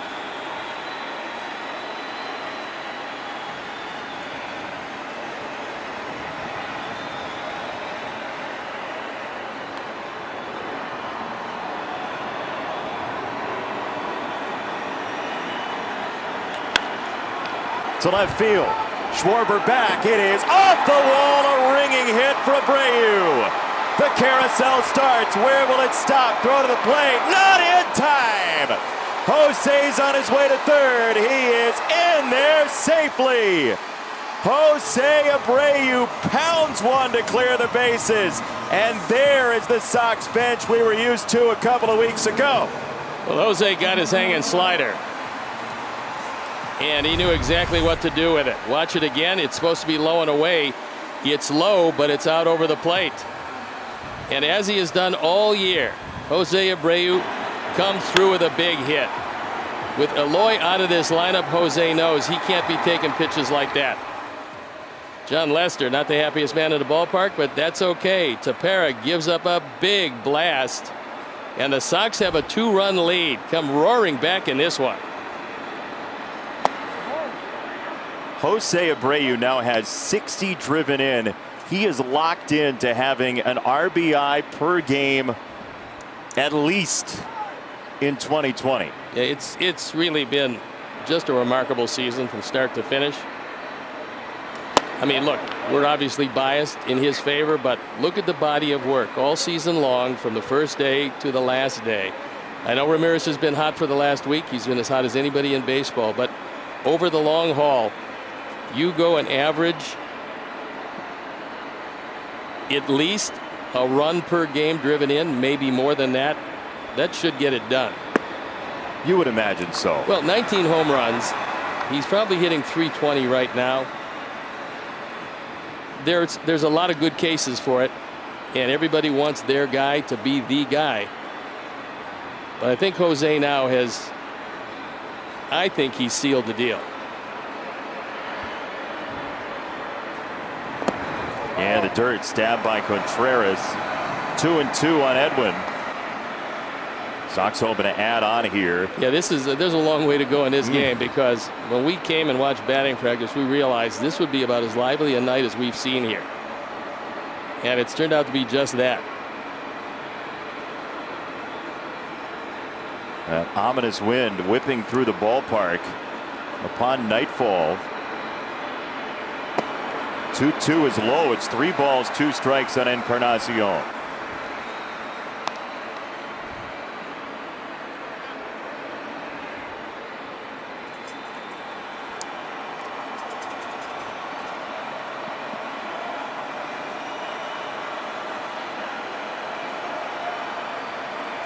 Ryan Tepera, former Blue Jay. Encarnacion, who's been to 5 straight postseasons. 3-2. Edwin hits it high in the air. First base side. Could be tough with the wind. Rizzo charging, and he makes the catch for out number 3. But the Sox have 9 come up to the plate. Jose Abreu drops the hammer on a 3-run double. Tepera sees the Cubs trail at the hands of the presumptive MVP. Last couple of days, 7-5 the Sox with the lead. Remember last night on the home run to right field, there was some climbing in the bullpen for the Cubs and a little celebration and some entertainment. And then Jose Abreu hits the ball to left field, and the Sox bullpen decides to jump in on the act. How about that? 2 sides of town, same entertainment value. And the Sox go deeper into the bullpen after Foster threw a scoreless 4th to the rookie left-hander. Garrett Crochet comes into this, and he's been nothing short of brilliant. This is his 5th outing. Hasn't given up much of anything. Hasn't walked anybody yet.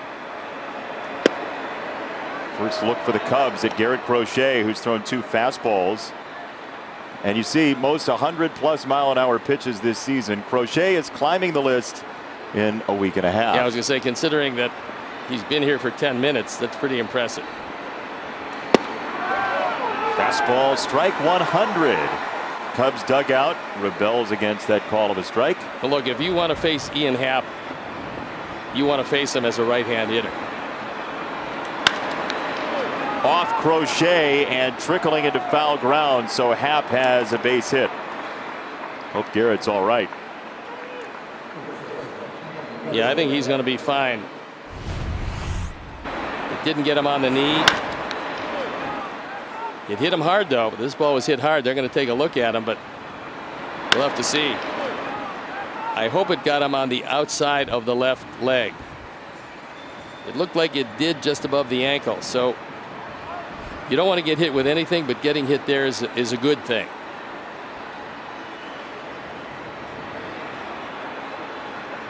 I mean, for a kid who's had his jaw broken on the mound, getting hit in the leg is nothing.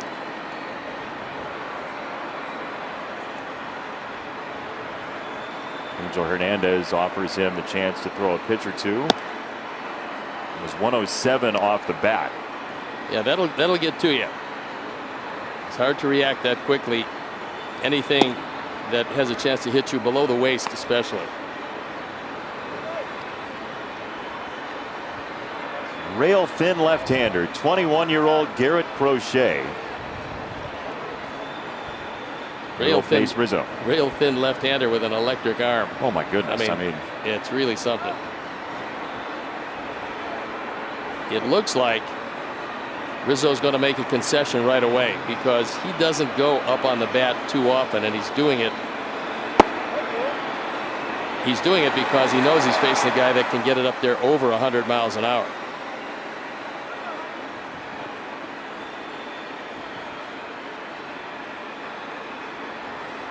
Quick agreement with James McCann.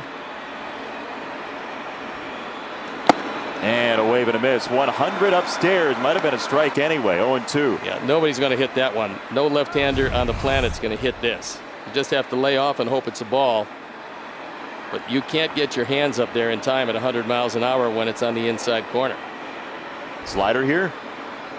Might as well try it. Show it to the Cubs. Up, fastball, get out of here. One gone. Anthony Rizzo's a good hitter. He made a good hitter look really bad. And those are 100 miles an hour in a perfect spot, right in under the hands. Choking up or not, you just can't catch up to it. It's not going to be too many lefties in this league that are going to throw a party when they have to face him. No. No, that's you say I think I might have tweaked something. Big rip and a strike for Contreras. That's the wiriest bazooka you're ever going to see. Garrett Crochet.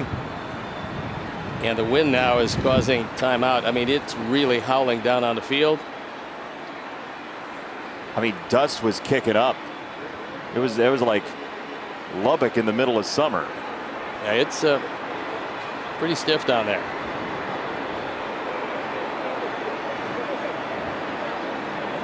I don't know what the conversation is with Contreras, but maybe he's asking if it was a strike.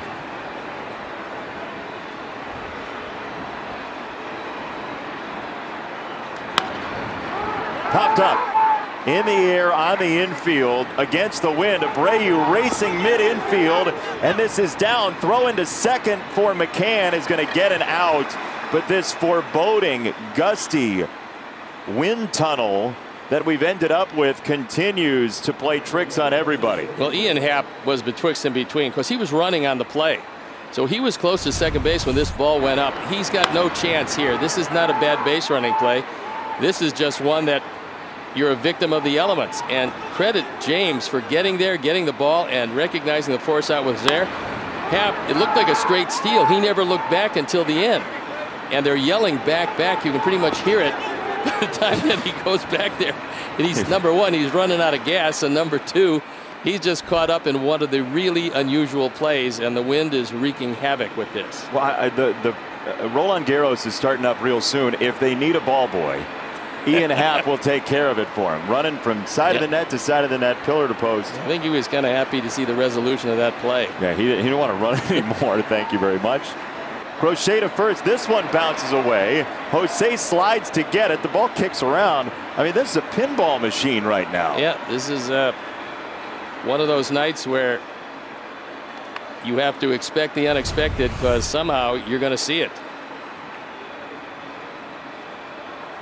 Jose tries to backhand it, gets away, and then Contreras, thinking about it, realizes then he's a catcher.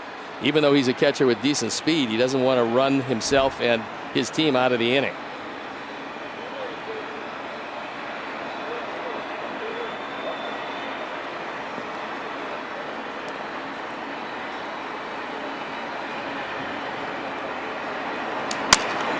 Shattered bat. Tim at shortstop handles it. 7-5 your score. What else is going to happen in this wacky ballpark tonight? By Honda City. These are the big plays in the game. We haven't shown you the wind yet, but it's been very important. James McCann assaults one there for a solo home run, gave the Sox an early 2-1 lead. This on the Nomar Mazara RBI single, but bases loaded, we showed it to you, and then they were unloaded. Grand slam, Chris Bryant, but that wasn't the only bases loaded big hit tonight. No, it was not. Jose Abreu drives in 3 with a double. 60 runs batted in for the year. Here comes Moncada. A good throw gets him. It wasn't a good throw. He didn't get him. And Jose having just a spectacular year. So Jason Adam comes into the ball game for the 13th time. His ERA a fine one at 2.19. See, 20 strikeouts in 12 1/3. That's really good. And there's a lot of outs to cover for both teams' pen in this one tonight. But right now, I mean, the hitter's having some trouble blowing dust around the plate.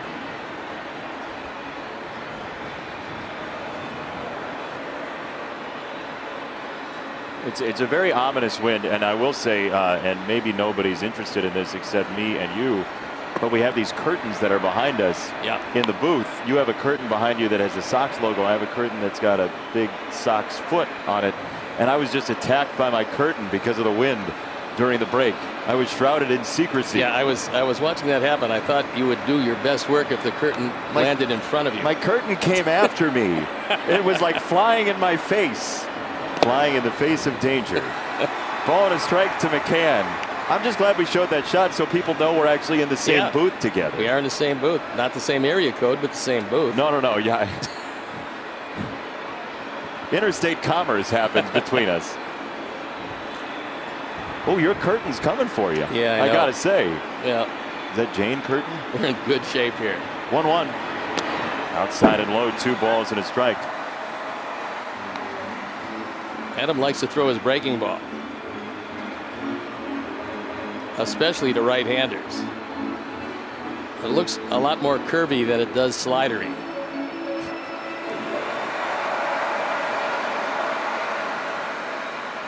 For all you kids out there, those are both words. Yep, they are very descriptive. Is it okay if I used your phrase there?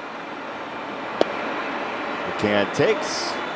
Ball number 3. James had a good night. He started off the scoring with an opposite field home run. Then he got a gift single leading off that 4th inning where Kipnis couldn't catch it. Hayward didn't catch it, and it fell and set up the definitive inning in this game so far. Ball 4. Leadoff walk. James McCann. I'm excited to go to the studio with a Sox lead right now. Frank Thomas, Ozzie Guillen, and Chuck Garfien. Laugh it up, boys.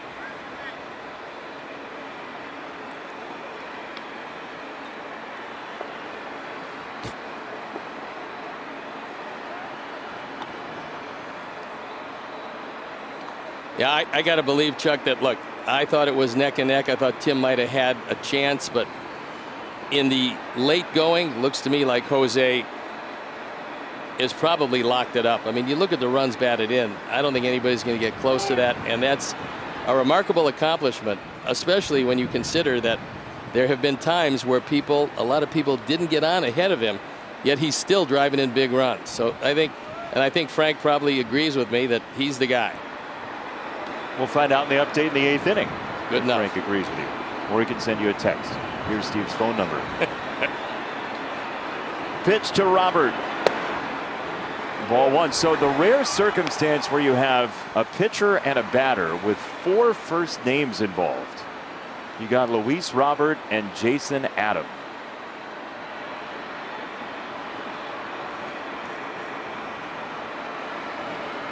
You do.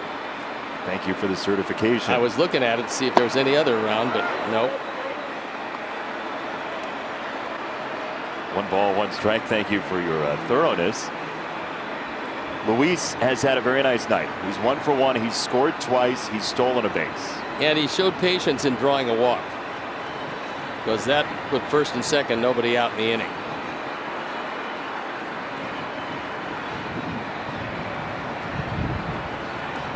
Worth mentioning, we saw the timeout called by Angel Hernandez, and there's got to be dust getting in the eyes of Angel and of Contreras. Yep. I mean, it's a tough night for everybody, and with the wind blowing like it is, occasionally the strike zone gets blown out of whack.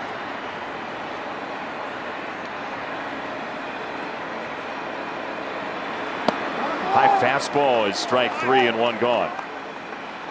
Sox fans, final weekend to enter the home run sweepstakes presented by Modelo for your chance to win this season.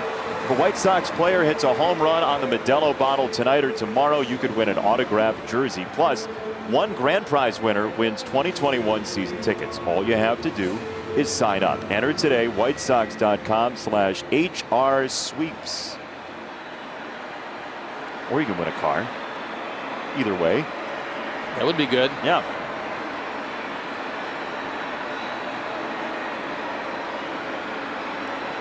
Adam Engel takes ball 1. Well, apparently Adam believes that James McCann is going to be running because he's taken a long time in the stretch. Jason Adam, not Adam Engel. No. We have not Adam Engel. He's not running yet. Not yet. We have a Wheel of Fortune before and after puzzle here. Jason Adam Engel.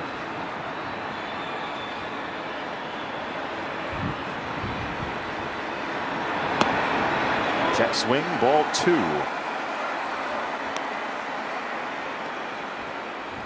Looking down at Nick Capra, and 2-0, 5th inning. The sign is try to find something you like and hit it as hard as you can. It's a little sign, but that's usually what it says. 2-0 coming. Outside, way in there with a stolen base. James McCann got the biggest jump you might see in baseball all weekend. Well, Adam was taking a look at him, and then he stopped looking at him. When he stopped looking at him, James got a running start. I mean, nice enough throw. In fact, a good throw by Contreras, but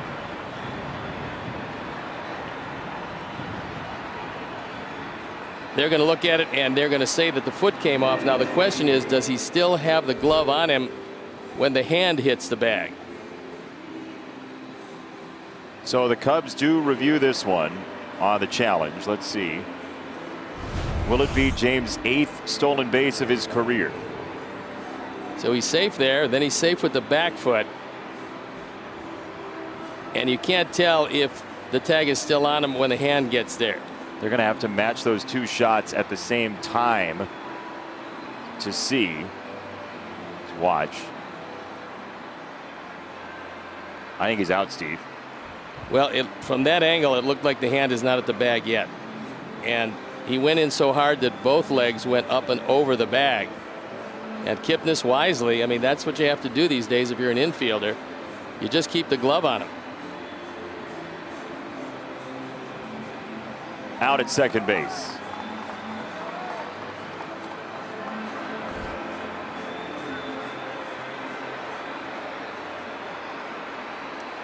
So 2 out, nobody on, and 3-0 for Adam Engel. It was a great decision by McCann. Had he anchored himself, it's an easy, free and clear stolen base. Well, that's one of the things that people have to realize. You don't have to necessarily be a speed burner to be a base stealer. A lot of times pitchers disregard you, and then you can get a running start. Inside ball 4, Adam Engel takes a walk, and you may see him take off. We'll see. Hey, Sox fans, Xfinity Sports Zone is the ultimate hub for all things sports. All in one place. With the Xfinity Sports Zone, everybody wins. So we were talking about during Sox Files tonight, Harry Carey story that you were going to drum up and tell us, an under the radar Harry Carey story. Yes, a deep cut. I will. I'm putting it all together, and I will definitely come up with it. Will it be fictional? No. Okay, good. You're looking for a real one. I'm looking for a real one is right. Nomar Mazara facing a right-hander for the first time tonight. To second base. Kipnis ends the inning. We'll go to the sixth. 7-5 Sox.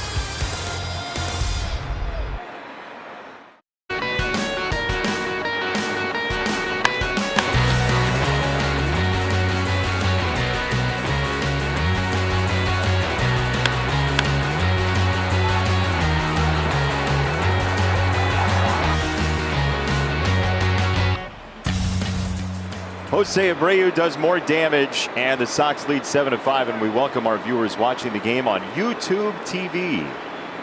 We're also seeing Garrett Crochet for his second inning of work. First pitch downstairs, ball one. Angel Hernandez wants some new baseballs, I believe. He's pointing to the dugout.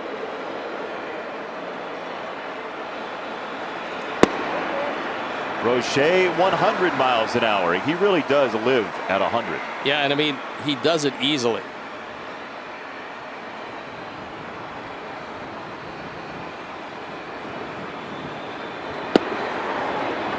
Down and in, change up at 92. Chris Bryant's had a very nice night. Single run scored, grand slam, 2 runs, 4 driven in. Behind that fastball at 100. You know, it's obviously 100's very fast. There's not a lot of guys that can do that. But what makes it even more difficult is because of his motion, you don't pick it up right away. Strike 3, Garrett Crochet downstairs at 101. Yeah, and he's got a short arm motion. Plus, if you watch it, he throws his glove, that comes first. Then the arm comes back. He doesn't have a long arm swing, and boom, it's on you before you know it. So 101, usually 101 down you can catch up to, but if you don't see it real well, you're going to have one of these swings, which is a little tardy. Some movement on that too, watching it from behind the plate. First pitch, called ball 1 to Kyle Schwarber. Well, Jacob deGrom earlier today came out of the chute hunting velocity as Schwarber pops it back over our heads. 1 ball, 1 strike.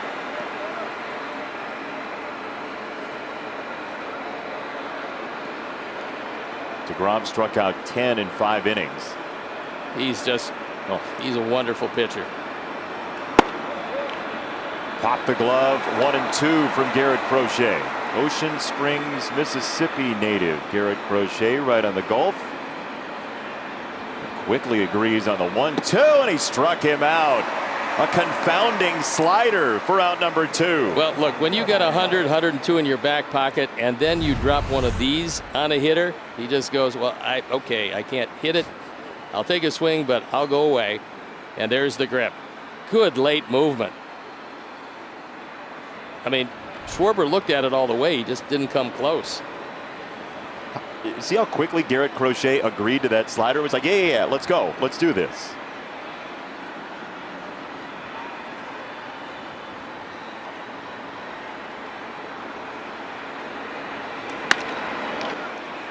Tim at short cannot get there. It's a base hit for Javi Baez. So 2 out, 1 on, and Kipnis, the scheduled batter. And I can't believe he's going to hit. I was just going to say that. That's why I said scheduled hitter, because David Bodie is going to grab a bat, and Kipnis comes out of the ballgame. Your central focus tonight is the playoff race in the American League and National League Centrals. First, what's going on with the Indians? They trail 8-0 against the Pirates. Twins are up 5-2 on Cincinnati in the 6th. And the Brewers are up on the Cardinals. If that holds, the Cubs will have clinched the National League Central. The Sox, with an Indians loss and a Twins win, would be in second place again all alone and would be a game back of Minnesota for first place going into the final day of the season. So Bodie for Kipnis.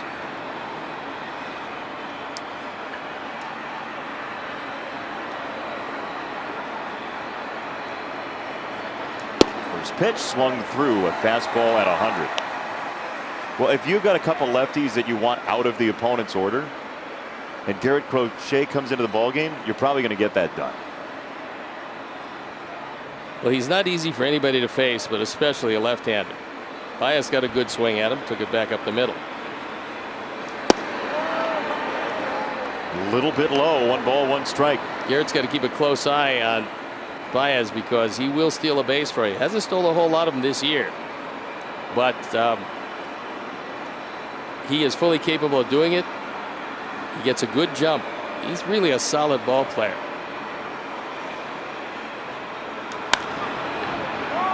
High in the air. The wind blows it all over the place. Tim is there. He says he's got it, and he does. Fading away, listing towards shortstop. Best way to avoid the wind is to create some on your own. 2 strikeouts for Crochet. And it is 7-4. The Sox with the lead, bottom of the 6th inning. Madrigal, Anderson, Moncada coming up. 9-1-2 for the Sox, who have put together a strong offensive night. And Madrigal takes inside ball 1. The story coming into this series as Bodie takes over at second was, will these offenses be able to score? We've seen 22 runs in a night and a half. Well, there's no doubt that going into the playoffs is where you want to do your best hitting, and the Sox had a tough time last night, but tonight they've come through. They've had a couple of gifts, but the good news is that they took those gifts and they put some runs up. The team is going to be generous. You got to make them pay for it, and the Sox did just that.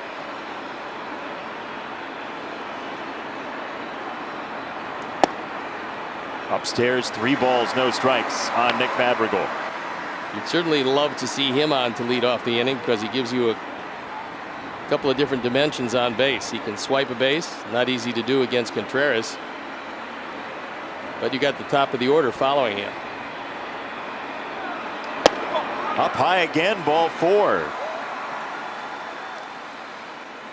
Look, I understand the Cubs Sox things, but when somebody does something well, I like to mention it. And I want you to look at Javier Baez, because this is really good. This is an infield pop-up, and he is going as hard as he can. When this ball is caught by Tim Anderson, he literally is just approaching third base. If Anderson misses it, and if it goes someplace, he's going to score a run.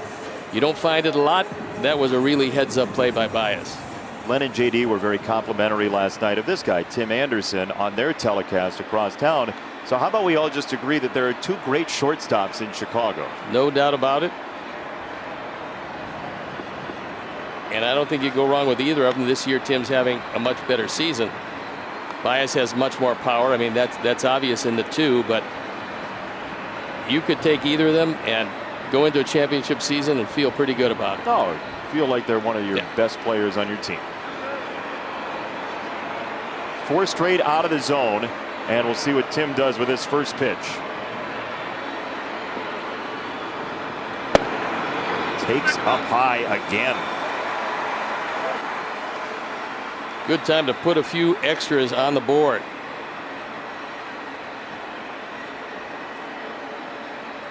Contreras out to settle down Adam. Tommy Hottovy comes out. That usually means the pen is going to start to work.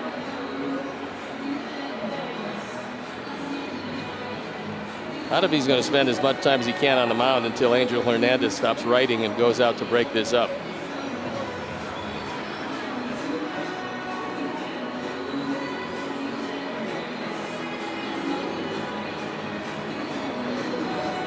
I thought it was Adam 12, not Adam 60.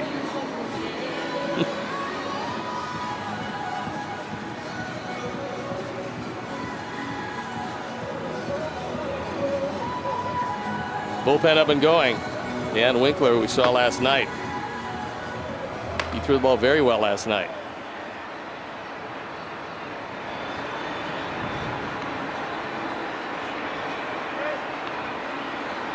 Ball and no strikes.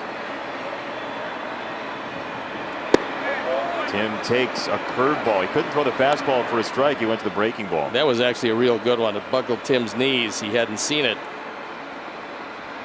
So at least now he has seen it.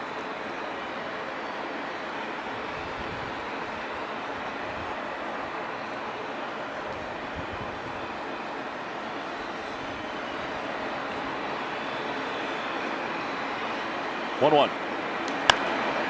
Tim skies it foul.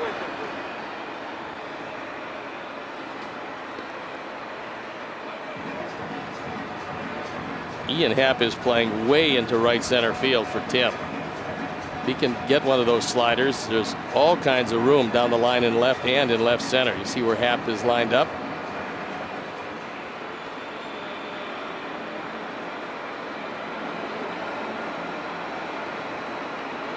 Throw to first, and Madrigal returns to the bag. The Sox have been patient tonight. 6 walks compared to 4 strikeouts. That's really unusual, but a very good sign.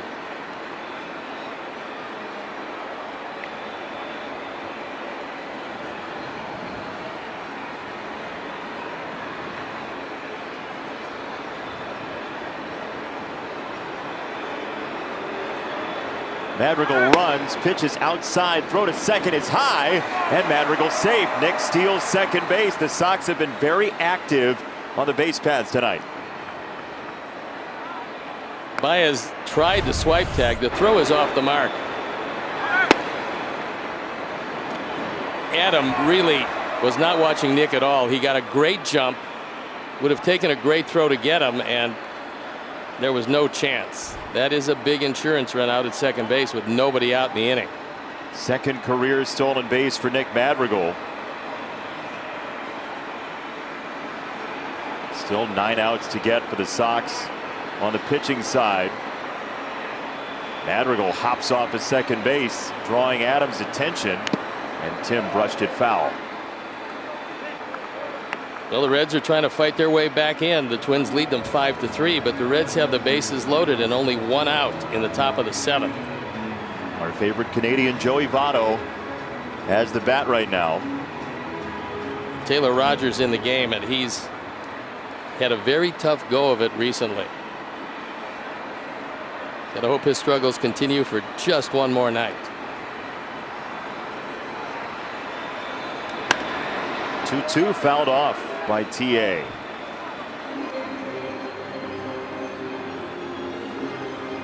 DJ LeMahieu today for the Yankees pretty well put away his batting title. He was 4 for 5. Yeah, he's been a remarkable story. And the Yankees are getting better at a perfect time for it.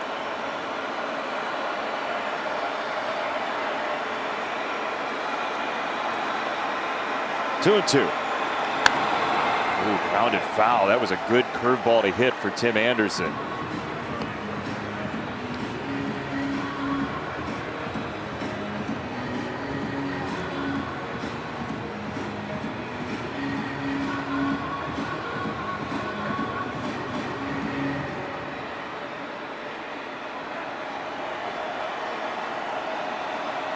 Adams had to go deep into his well here.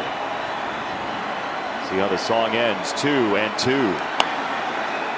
Foul first base side one more time. Good at bat by Tim. He's spoiling some good pitches, keeping the bat alive and getting the pitches to pile up for Adam.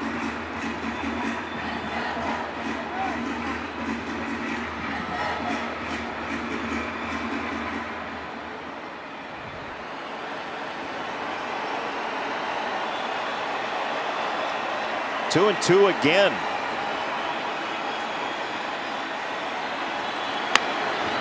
On the ground of the mound, and Adam a look at second, and he floats it on to first. One gone. Count on King Heating, Cooling, and Plumbing to bring the heat this winter. They're your comfort systems expert in the Chicagoland area. King delivers award-winning service at a fair price, so schedule your furnace tune-up today at kingheating.com. You got your furnace tuned up? I would hope so. For all those people in the high-rise, I hope the furnace works really well, and they need it this winter. Off to Arizona with you. Yeah. So Yoan Moncada. 1 out. Madrigal still at second.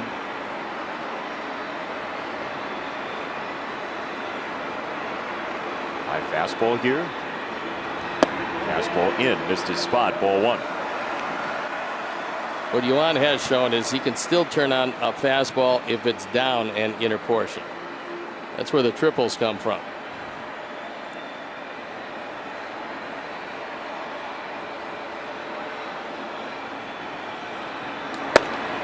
Twisting inside, 2 balls, no strikes.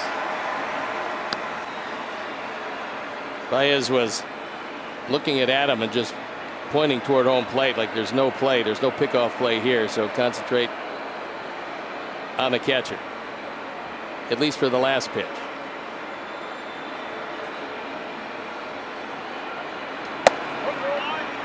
Called a strike. Contreras had to bring it down, and it's 2-1. Moncada has got to be guessing where the strike zone is. Looked like he was a little up. In fact, I think Contreras thought it was. He brought it way back down.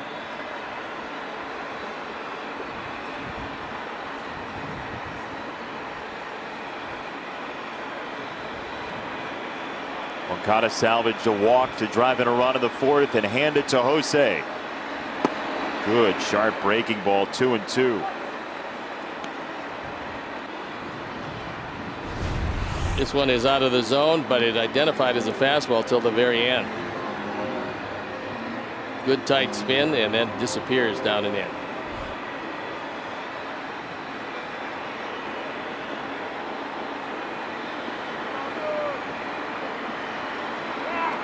On that pitch, Bryant was very close to the line and hopped about 3 steps away from the line just as Adam was about to deliver.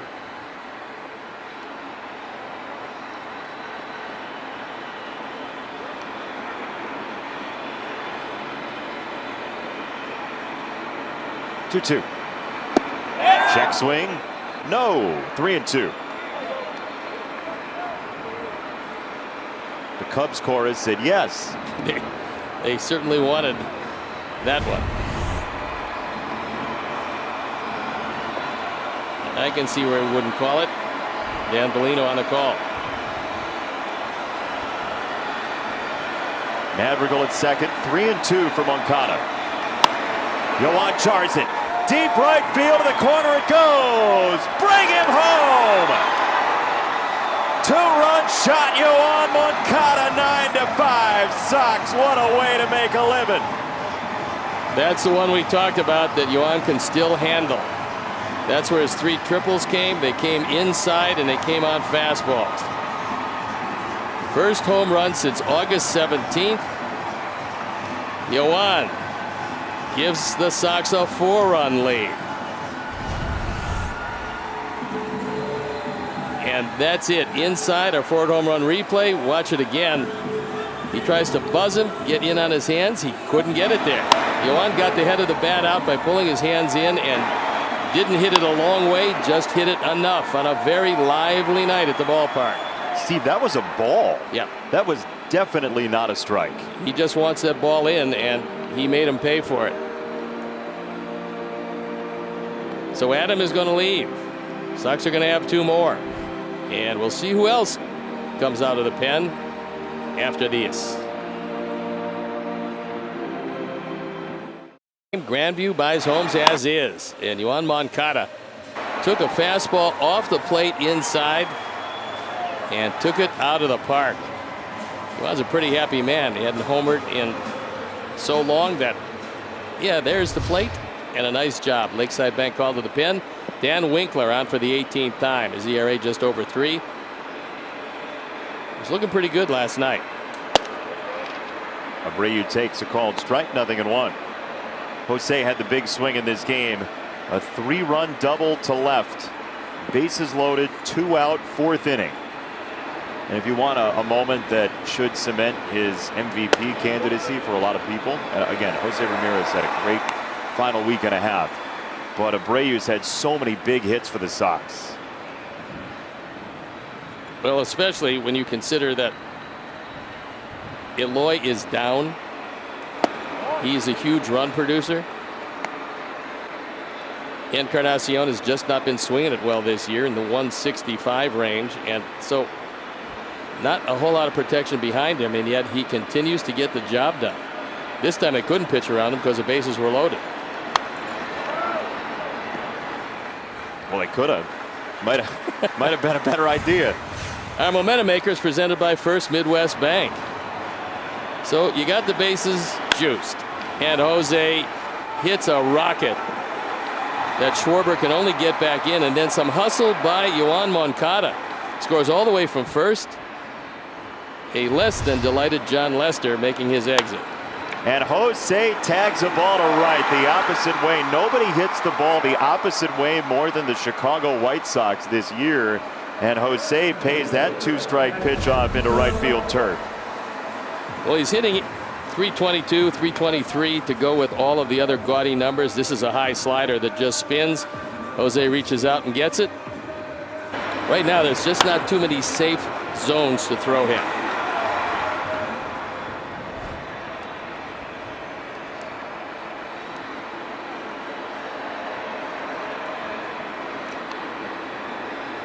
Now Encarnacion takes a head high ball one. Cincinnati left the bases loaded in the top of the 7th, and how often do you see it in the bottom half of the inning? A team that just got out of a bases loaded jam then threatens. Twins have a runner at third, nobody out in that game that the Sox would love to have the Twins lose. If the Sox kept this lead and the Twins lost, there would be a tie at the top of the AL Central. Tie at the top, and the Sox would have the tiebreaker against the Twins, which they don't have against the Indians. Yeah, the Cleveland loss is the bigger one in terms of climbing in the standings. Now we can debate till the cows come home who you'd rather play in the first round of the playoffs, but the Sox certainly would love to not have to travel if they could avoid that. Look, if you can win this one tonight, and there's a long way to go in this, win this one and win tomorrow, you're going to get a home game, which is what you're looking for. As long as Cleveland continues to trail 8-0. Yeah, well, you would think that even though there are some wonderful heroics coming from that club, this might be a little difficult even for them. I don't know. The last week has felt like the end of Major League, the movie. 2-2. Third base side. That is a heck of a pick by Bryant to get any out, and he gets one at second base. Wow, what a play by Chris Bryant. Well, Edwin hit that one as hard as you can hit it, and Bryant, who's newly back in the lineup, was able to pick it.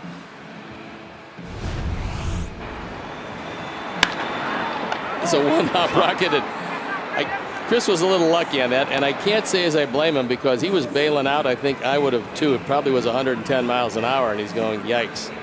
I picked it, but wasn't going to get in front of it. 105.9. That's pretty good. Great radio station while we're at it. 2 down for James McCann.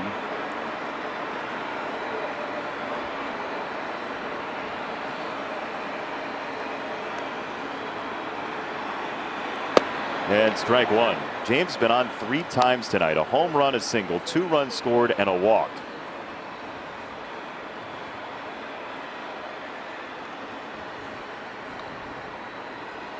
Aaron Bummer loosening in the pen.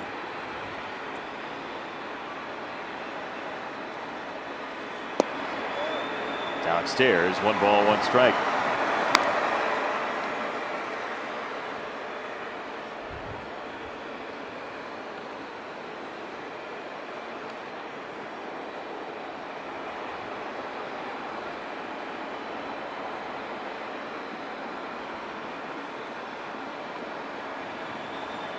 One ball, 1 strike. Outside throw to first. Edwin's like, look, I'm 37. I don't need this. I don't have any interest in this. What? Yeah. Yeah, he says, I got a 2-foot lead and you're coming down here. Did you see that look he shot him? Yeah, what are you making the old guy? What are you making the old guy hustle back to the bag for? Just want to get his blood flowing again. Outside, 3 balls and a strike.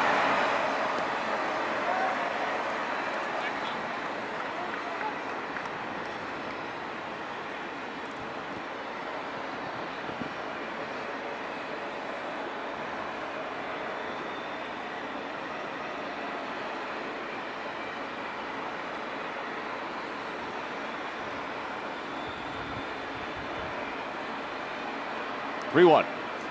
Outside ball 4, the 7th walk the Sox have taken tonight. Time now for the Illinois Department of Transportation safe drive of the game. James McCann getting a start and making the most of it. He hits an opposite field home run. That's his 7th of the year. He's been on base all 4 times. So look, mentioned 7 walks tonight. The Sox had 7 walks combined the last 3 games before tonight.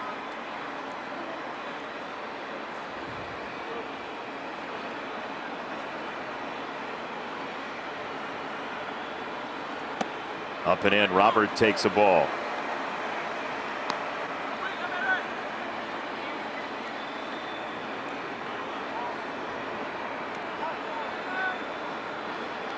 And now here comes a meeting at the mound.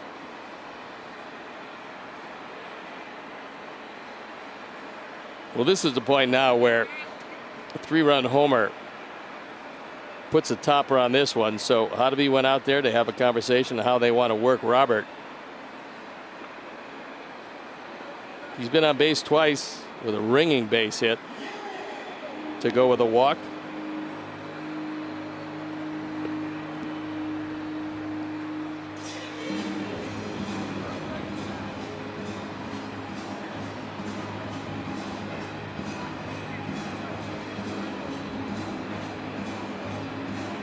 That wind ripping through the ballpark all night long. It's one of those nights where if fans were in the stands, there would be napkins all over the place. Just a napkin festival. 1 ball, 1 strike on Robert. The things you forget about and then remember as you're sitting at a ballpark, right?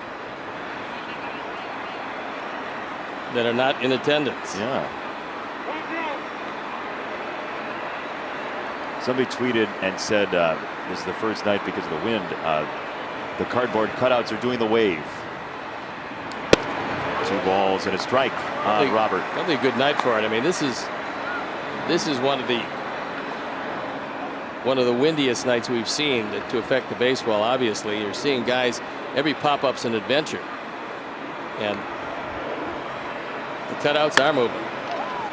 Robert to right field on a line. Hayward down to a knee to make the catch. Luis has hit the ball better tonight as the Sox get 2. This was out of the strike zone.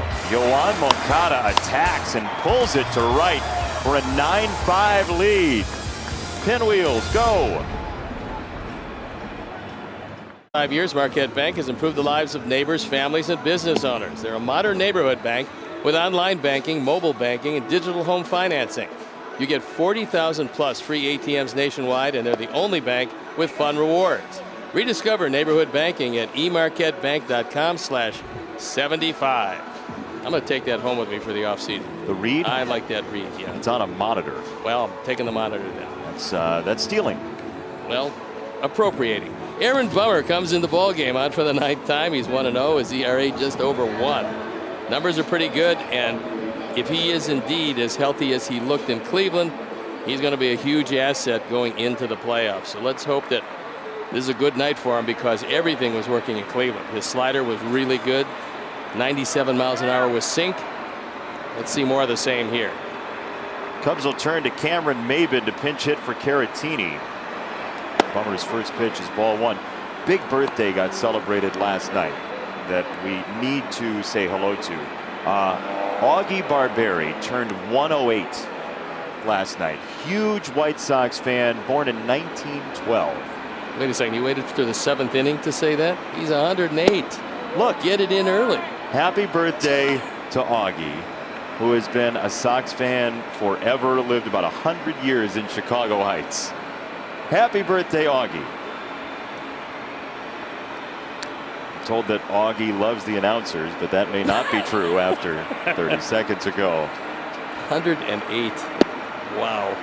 2 balls and a strike on Maybin. That would be 35 more years of you. Yeah. Well, I'm shooting for 110. I mean, you have to think positively. You're going to be the Garrett Crochet of aging? Yeah. Maybe a few less of those breaded steak sandwiches will help out. 2-1 is a strike. 2-2 on Cameron Maben.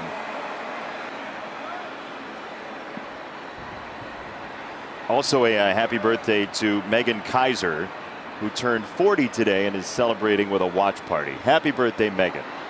Got any snarky comments for her too? Ooh, far be it from me. 3-2. I now know far be it from me means I just lied. 3-2 from Bummers. Sox are up 4 here in the 7th inning. I think all the pressure is off for the Cubs, so maybe they'll take the rest of this night off.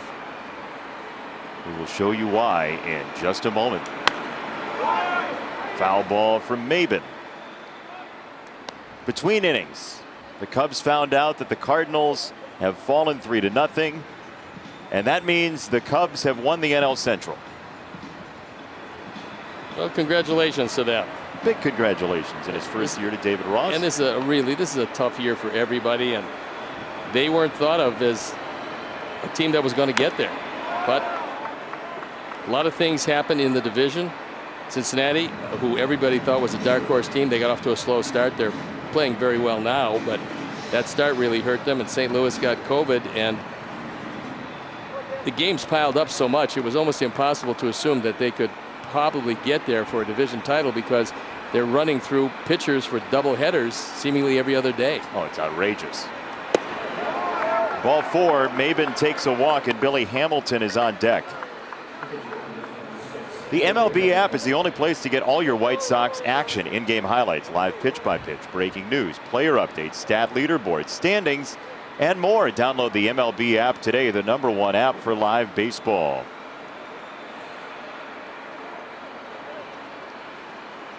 Leadoff walk is not what Aaron wanted here to Maben.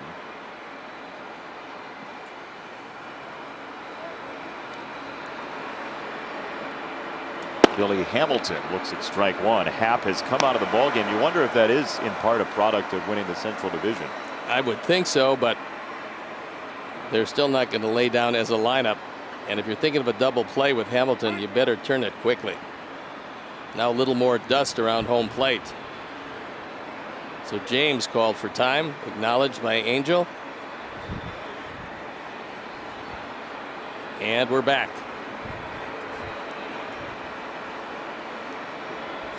Patrick Wisdom has grabbed a bat. He is on deck for Anthony Rizzo. So the Cubs regulars are departing en masse. That's okay. Oh yeah. I'd say take tomorrow off, but the integrity of the game and all. Who wouldn't dare say that? Cubs right now come into the night 2 games back of Atlanta for second place in the National League, and the Braves are trailing 8-1, but looks like the second place ship has sailed for the Cubs.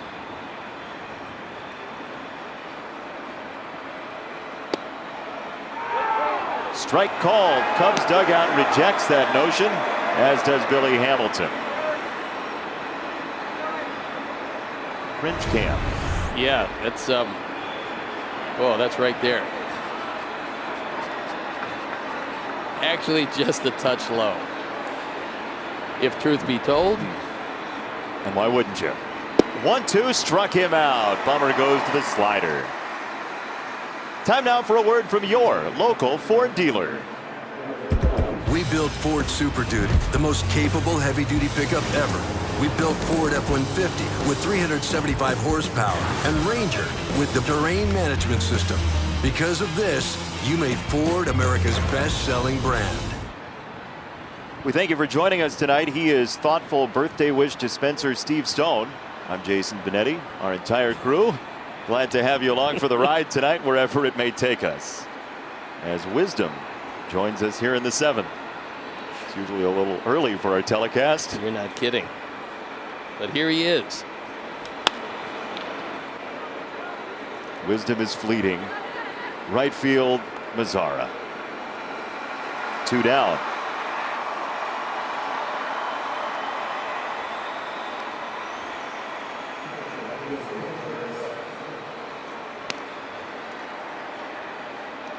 So Minnesota is up 7-3 in the 8th inning on Cincinnati. Cleveland is down 8-0 in the 9th.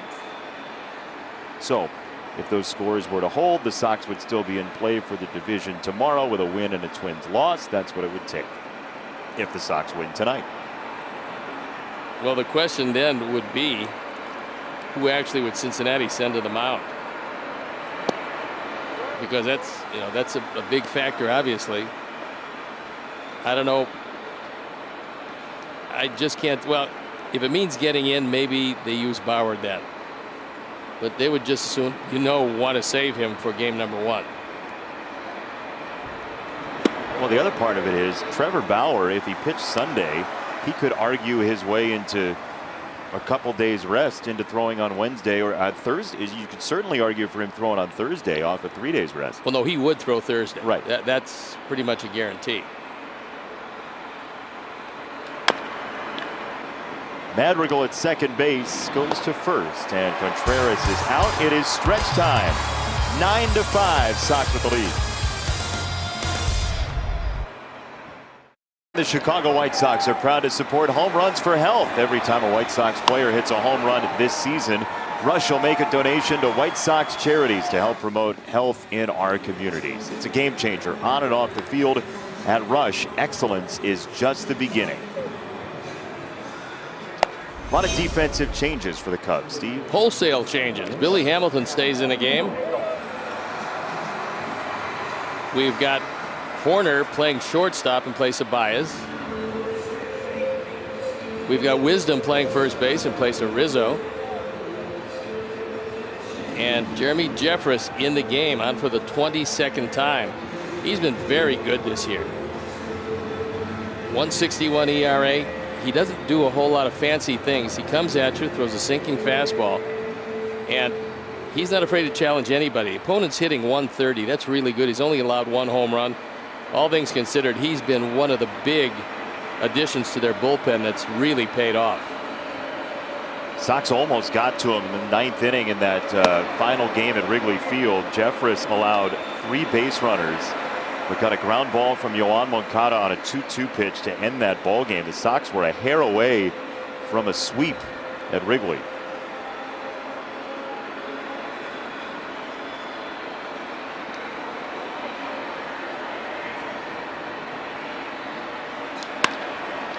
Angle to shortstop, Nico Horner. Adam hit that one hard, played well by Horner. He can pretty much play anywhere, and it's unusual for a young player who does move across the diamond. He's shown a pretty strong arm. I mean, from the times we've seen him throw, that was a good throw from shortstop.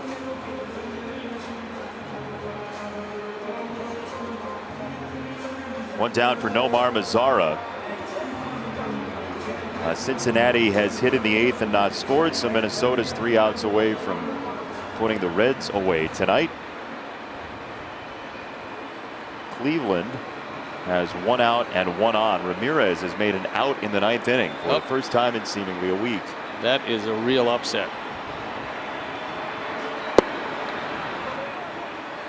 Ball 1 to Mazara.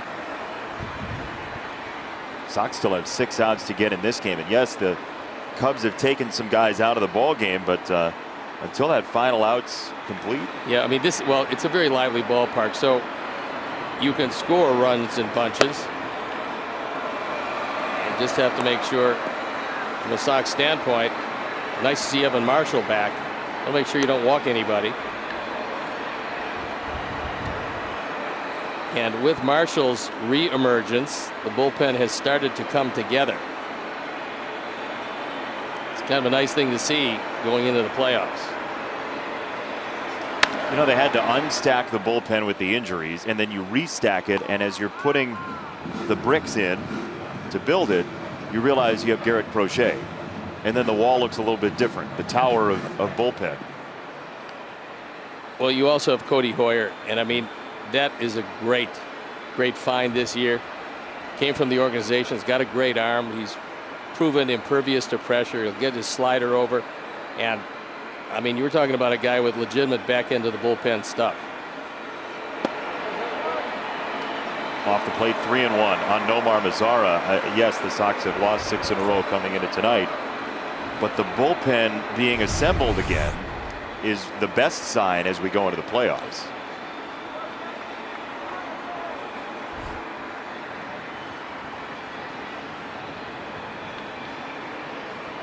Close pitch leads to 3-1 from Jeremy Jeffress.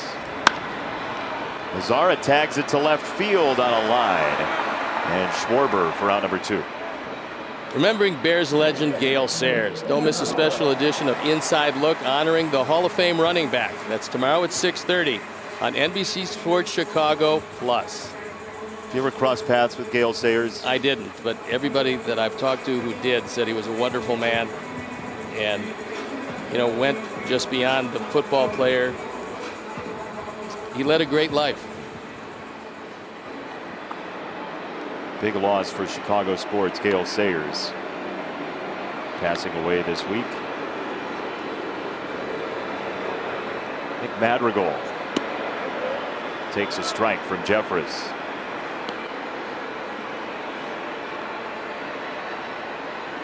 Nick's got a usual full night. He's got a base hit, a run batted in. He has a walk.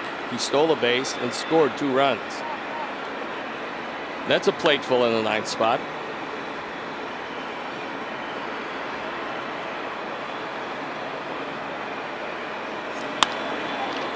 Madrigal right field. You got to have room for one more side dish on your plate there, Stoney. Yep, he's got 2 hits tonight. He started out hitting an even third of the time. 333 coming in. That'll jump up a bit. I mean, for a rookie season, I know he's made a couple of base running mistakes. Probably the fielding, he's not as happy as he could have been with that. But just starting out, boy, this is a really promising young hitter who doesn't necessarily have to hit 9th for you, but eventually move to different spots in the batting order, because he sets up a world of possibilities. If you want to use a hit and run, he would be the ideal guy to do it.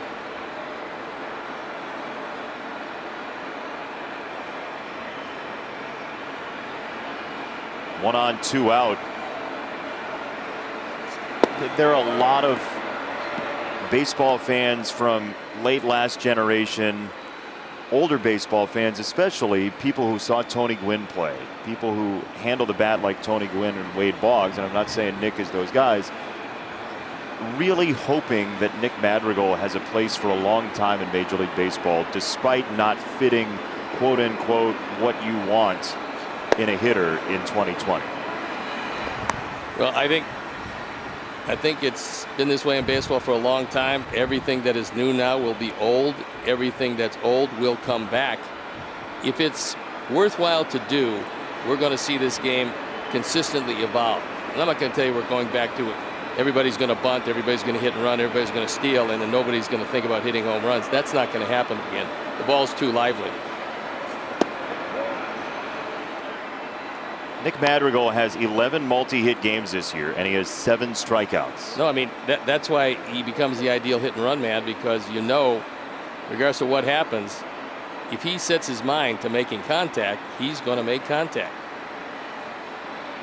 It's just the kind of hitter he is, and he fits perfectly in this lineup wherever he's put in.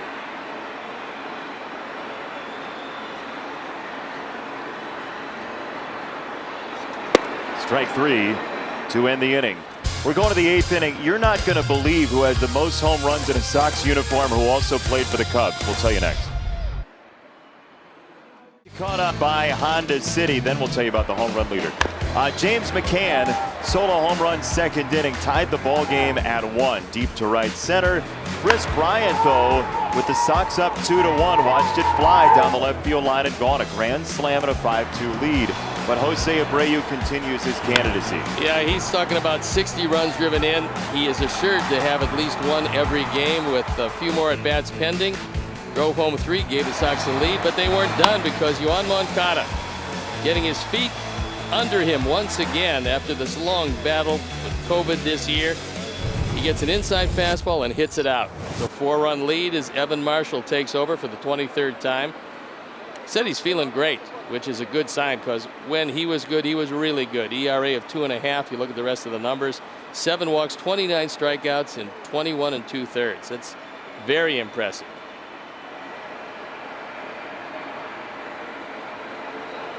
Evan Marshall, first pitch, back in the bullpen, is high for ball 1 to Jason Hayward. I know you're waiting with bated breath to find out who is on top of that home run leaderboard we told you about. George Bell? He's not on top of it, but he's involved, that's for sure. Most home runs in a Sox uniform by anybody who also played for the Cubs. Belton Bill? Nope. Really? Yeah. He didn't play for the Cubs. That's why he's not on the list. Oh, I see. So you got to be playing for the Cubs. Oh boy, that's just to our left. You were distracting me, and Jason Hayward nearly guillotined me. No, look. You're fine with a left-hander, even though that missed. How? Your fine. Head. Yeah, you missed your head by a good 5 feet. Poor Mike Meyer's camera nearly got shattered. That's the 6th ball Mike Meyer has gotten into his window over the last 7 home games, or near his window. But you have cat-quick reflexes. Which cat have you ever met? Just sitting in the corner, Joe Group's lapping cats. up milk. No, don't worry, I'll protect you. I believe none of that. 3-1 from Marshall. Swinging and a miss. There's that good changeup from Evan Marshall. Yeah, it's when it's right, it's as good as any changeup around, and he gets a lot of swings and misses. It's a lot of pop-ups on that one also.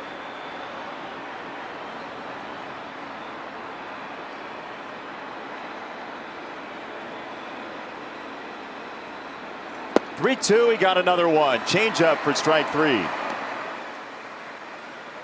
All right, here is the list. You're going to be shocked by who's I'm on top of shocked this already. list. You are? Yeah. Shocked and appalled?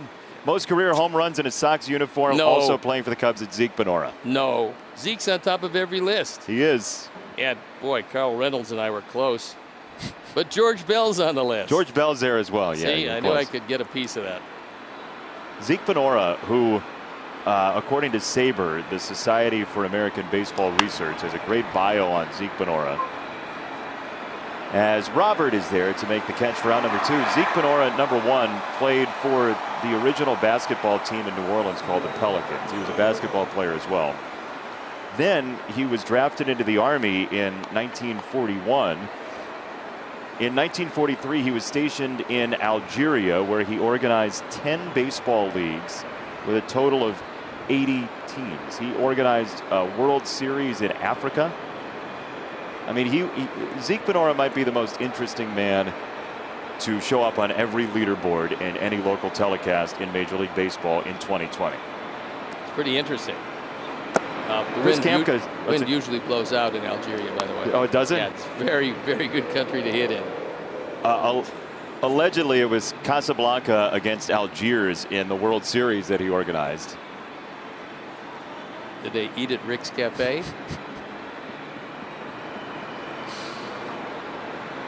One ball and no strikes. Frankly, my dear, the ground ball to second. Can't finish the sentence because there are 3 out. It's our Zeke of the week, as Chris Kamka calls it. An ERA of 5.65. However, he seemingly found it recently. The control has been back. He's fan 26 and 14 1/3. He's always been a big game closer. He's done that his whole career. He's not had a good run with the Cubs. That doesn't mean that better times are not ahead for him. The arm is great. The stuff is still there.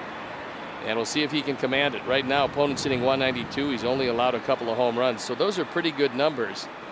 And they look to him to regain what he was when he was with Boston. So you'd like for him to play it again, Sam? He could do that. Is that certainly what you're looking for? So we were talking earlier in Sox Files about Harry Carey, yes, who was the correct answer for Sox Files. You were going to give us an under-the-radar Harry Carey story. Well, a lot of people don't know that he did basketball out of St. Louis. He was a basketball announcer for a while, and they were playing in Memphis. So he gets a call on the phone, and he said, "Harry." "Yeah." Says, "Elvis." He goes, "Yeah, right." says, no, it's really Elvis. He said, sure. Who are you? What do you want? He says, no, this is Elvis. He says, Elvis who? He said, Elvis who? You're in Memphis. It's Elvis Presley. He goes, come on. Anyway, he says, meet me downstairs in the limousine in 15 minutes, which he did. And Harry invited him to be the halftime guest. And he said, Harry, if I get in that arena, they're going to tear it down. So why don't I just pick you up afterward? And Harry spent all night with Elvis just telling stories, having a wonderful time. And they ordered ribs at 4 o'clock in the morning, and they ate ribs the rest of the night. So it was one of those wonderful, magical times for Harry, certainly. And I mean, his whole life was pretty magical anyway. Has some great stories, and I spent 15 years with him. I heard most of them and saw many of them. Harry and Elvis crushing a rack of ribs or two at 4 in the morning just made my day. Yeah, that's how it went. A lot of late meals. Well, I was going to say, Harry felt he had to eat 3 meals a day, but some of them were at 5 in the morning. Jose fouls it away, 2 strikes. Kimbrel's at 99. I mean, the velocity is still there. The arm is still very good.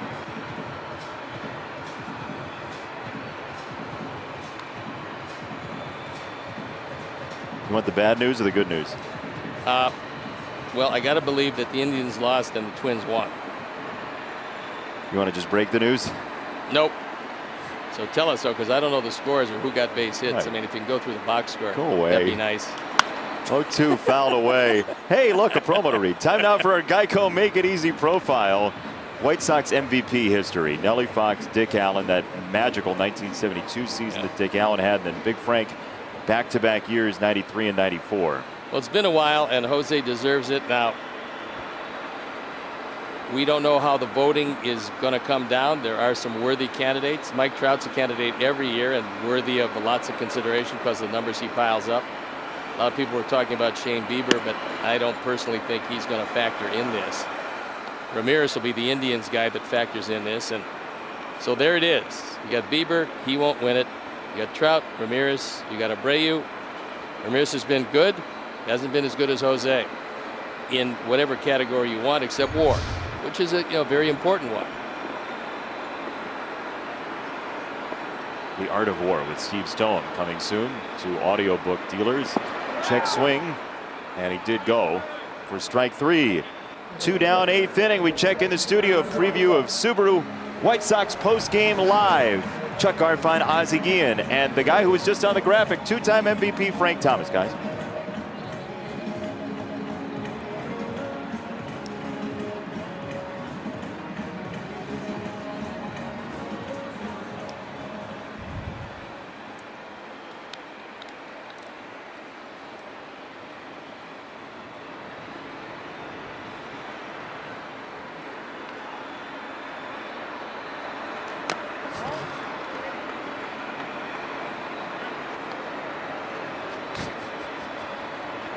Ozzie, you are a human American treasure.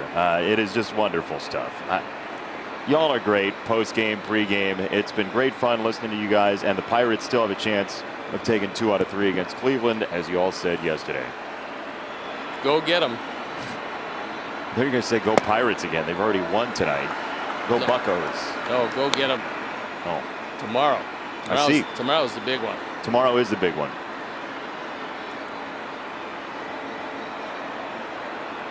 Rich Hill scheduled to go for the Twins tomorrow. No starter listed for Cleveland or Cincinnati so far. As you talked about, could be Trevor Bauer. We shall see.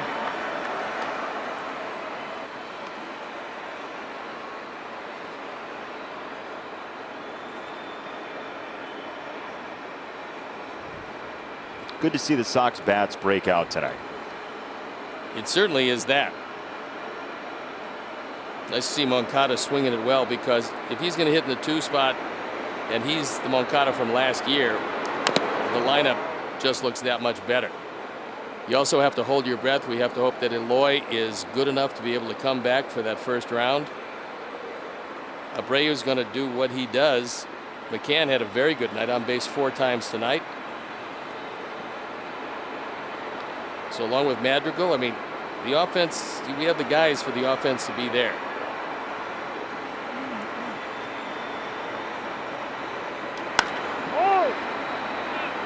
High in the air, first base side. On a windy night, this is no fun.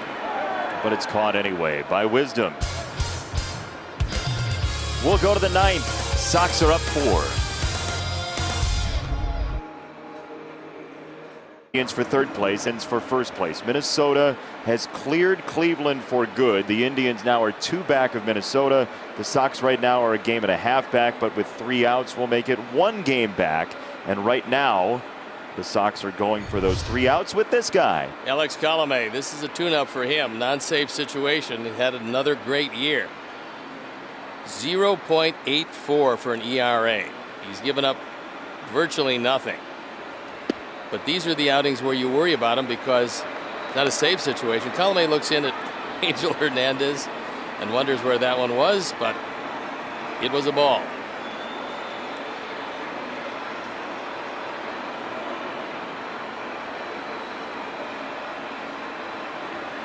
One 0. 1 ball, 1 strike. He went right back there. Basically an echo, a little bit less of the zone the first time. By the way, MLB.com's StatCast analyst and reporter Sarah Langs is watching the telecast tonight. She's been extremely helpful with StatCast information this year, and she is a huge Zeke Benora fan. So, hi, Sarah. Thank you for everything. You do wonderful work. And she should be a big Zeke fan. It was evidently Zeke's birthday recently as well. You know that? You have it on your calendar? I did not. 6 days ago. What did he turn? 130? He would have turned 112. I was close. You were very close. Yeah. You win nothing for that. Strike 3 and 1 gone. Become a White Sox insider today for sweepstakes. Special offers, the Friday 5, pre-sales, and other exciting Sox content delivered free to your inbox. Visit whitesox.com/email today. Becoming a White Sox insider is great. The only thing that it doesn't bring you is the nationwide jingle like NBC Sports Chicago insider Adam Hogue gets to take into his offseason. No, there's only one of those. Only one Adam. Except for your 12 you mentioned earlier in the game. 11 short. There is strike 1 on David Bodie. It's nice to see that Alex is feeling pretty good after that back seized up on him in Cleveland. He's another huge part of that bullpen at the back end. He's been close to perfect. Back to him, kicking to first. Nice bounce, and Jose takes the ricochet for out number 2. Alex didn't exactly plan it that way. He's telling everybody, don't worry, I'm going to be fine. Just your routine 1-3 put out.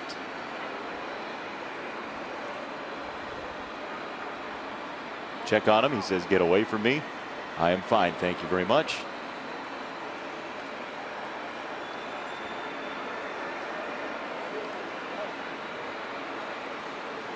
So 2 down, 1 more out to get.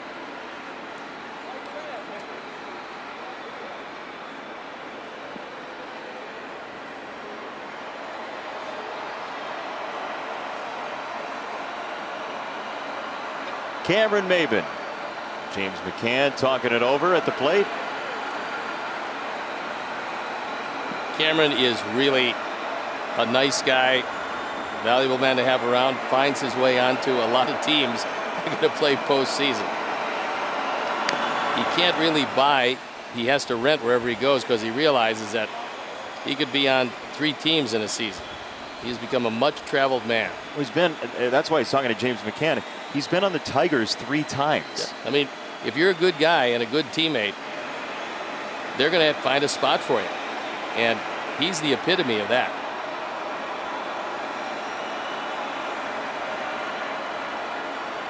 See if I can list all of his teams before the game ends. San Diego, Miami, Detroit, Atlanta, the Cubs, the Angels, the Yankees, the Mariners, the Astros. Made it. Been around.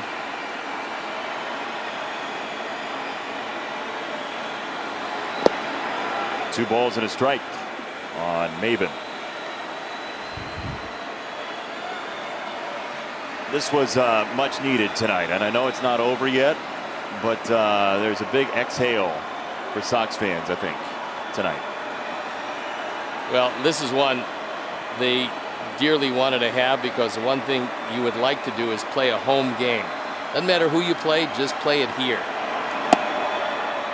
Like most teams, when the surroundings are familiar, you're in your own building, you just have a better feel for it. Now, there are some teams that have dominated at home this year. A lot of teams are much better on the road for whatever reason. But if you had a choice, you don't want to go on the road to play anybody. You want to play them in your home park. Win this game and tomorrow, and that's guaranteed for the Sox, as it's 3-2 on Cameron Maybin.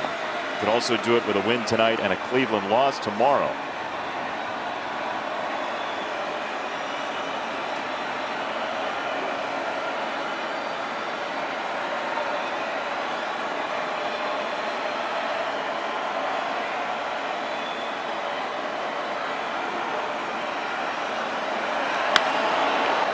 Third base side, Moncada snares it, and the Sox put it away.